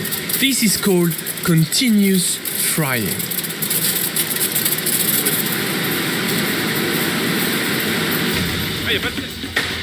I call this the air laser, the best machine ever. It can spot the overcooked chips, brown or the green ones, the one with holes, any other defect, and it just blasts them with air and shoot them out of the conveyor belt. I need an air laser in my life. All of the chips that makes the cut are then passed through a giant seasoning machine. It looks a bit like a tumble dryer, but for salt. This is done when the chips are still warm and a little oily so that the salt can stick to them.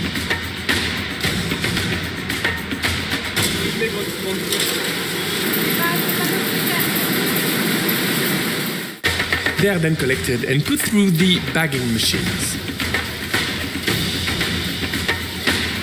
The chips are dispensed, sealed, and then packed up, ready to sell.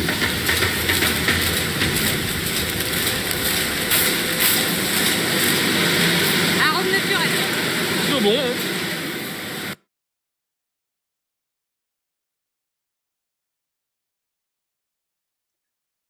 Gbogbo tí Igboho sọ pé ká ṣe nìyẹn. I get the hell out of Nigeria.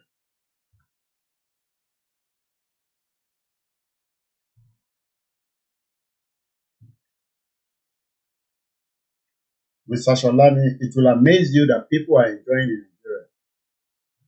What are the percentage? The many people, what percentage of the people?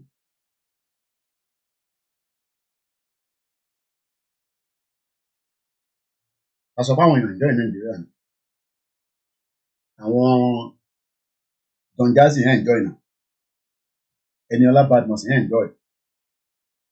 Èmi ò kì í ṣe Don Jazzy nìsín. Mo dẹ̀ ń ṣe Eniola Badmus. And I've just had some nice. Gbogbo tí mo jẹ nísìn is more or less like a breakfast. So tẹ́ bá sọ pé people are enjoying, kí ni percentage? Can you give me a percentage? Why do we like telling lies to ourselves? People are enjoying in Nigeria. What people? Where are the people? Táwọn tí kò kún foundation fún lóúnjẹ lójoojúmọ́ ni people. Àbáwọn tí bàbá Oríyọmí Hamzat ń gbà sílẹ̀ lójoojúmọ́ kọ́ lọ́ọ́ bá wà pẹ̀lú bàbá yẹn. People are enjoying in Nigeria.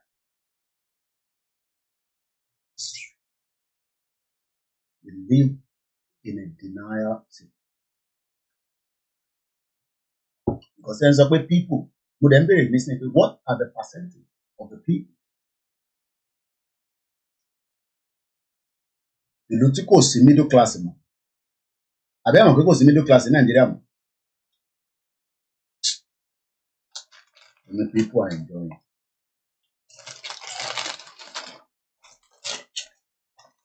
Wọ́n bá fẹ́ fún yàn jẹ́ kán lórí ìjókòó.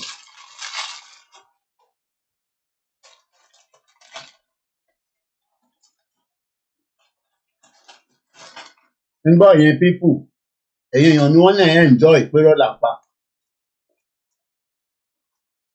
Èèyàn kan ló ń bèèrè lórí comment section. Wọ́n ní people are enjoying.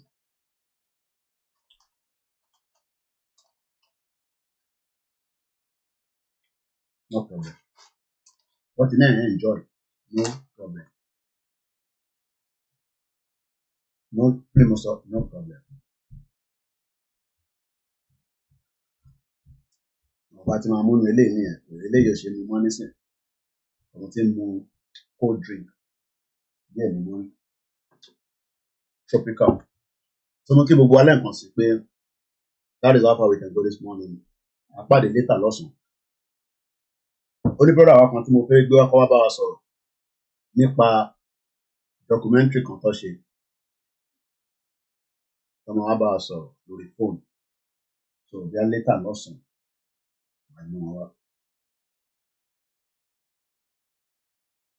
Ọlọ́run ní fi wá sílẹ̀. Mr. Joseph Omi, that person is a bloody liar. Máa wọ̀nyí enjoy Nigeria. People What people?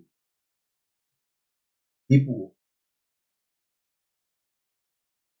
The people that are all dependent on the diaspora as much as they can. Ṣé tí Davido bá wá sílùú ìnísìn gbogbo ọmọ máa tẹ̀lé lẹ́yìn pàtó gbowó lọ́wọ́ ẹ̀?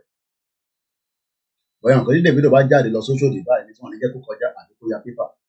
Potentially tí EFCC mú ẹgbẹ́ tó bá dáwó nísìn tó máa ṣe discreetly ni akọ̀gbé fún yàn kan ni wọ́n á dẹ̀ para wọn. We should love him, but we don't need his money when it passed through. A very good morning. Thank you very much. That is the morning breakfast. And maybe we should just let you know this and then we'll come back. There is no land called Nigeria. There is no language called Nigeria. There are no people called Nigerians. We are only deceiving ourselves. We are not Nigerian. Okay, where is Nigeria? Where is the land called Nigeria? What is the Nigerian language? We are nations that had been forced together to live in one pathetic country. So anybody who goes there today to say pray for Nigeria, that person is just deceiving himself, because the people who want to be that Nigeria had not sat down to agree if they want to be Nigeria. The difference is. Thank you so much for taking your time to sit back and enjoy our breakfast show, and I hope you've learned one or two things. Summarizing the program, we talked about manufacturing, we talked about security, and I also told you that the UK where I live, with many Nigerians, we are already as well likely to be attacked by terrorists under substantial 5 security level, number 3. So if I replicate that back to Nigeria, 111, okay, and nobody's ready to save your own life because Tinubu from Aragon and near one in Yoruba. Yoruba nation no go back. Atuma pàdé nígbà tí Ọlọ́run bá ní kájọ pàdé. Gbogbo ẹni tó bá ní ìran Yorùbá ò ní kúrò nínú ìdààmú tí wọ́n kó wa sí. A ní ṣépè fún yín wà fà yín lé Ọlọ́run lọ́wọ́. Àmọ́ Ọlọ́run ò ní sọ̀kalẹ̀ bí mi ṣe máa ń sọ. A máa wojú ara wa when the appropriate time comes. But for now, àkànṣe campaign ni a dẹ̀ ṣe awareness láti fi sọ fún gbogbo àwọn ará ilé pé ọ̀rọ̀ election kò lè gbà wálẹ̀, politics in Nigeria kò lè gbà wálẹ̀. Nǹkan tó lè gbà wálẹ̀ ni pé ká sọ fáwọn olóṣèlú pé kó padà wá sílé nínú Nigeria, kájọ bẹ̀rẹ̀ new system, everybody máa wà accountable àti ní àtẹ̀yìn. Kò jẹ́ pé kíyàn kan máa gbádùn, kíyàn kan máa jìyà. Kò jẹ́ pé kíyàn kan máa gbádùn, kíyàn kan máa sọ pé àwọn tó kù kó wá máa ṣe bàbákẹ́ ìsàlẹ̀, bàbákẹ́ ìsàlẹ̀. We don't need all that in today's 110 million. Sometimes I find it difficult to see where it is, so that I can close the broadcast for 2 hours and 7 minutes. Mo kí ẹ̀yin tàwa lórí Mixlr. Orúkọ mi náà ń pè lọ́láyọmí Koiki, tí gbogbo yín mọ̀ sí Koiki Media. Using this platform to prepare and make ourselves ready for the worst case scenario. Bó o bá believe in prophecy, Nigeria fúnra rẹ̀ gan, ó ti prophesize rẹ̀ pé it's a failed country. Let me first put another one in. And the only thing now we can do is just to allow it to go separately, and we can go and set up things that works for me and that will work for you. But if you say no, you will suffer, and many of my family will suffer as well. But I will not sit back and allow that to happen. And that's why we are doing what we are doing. Thank you so much.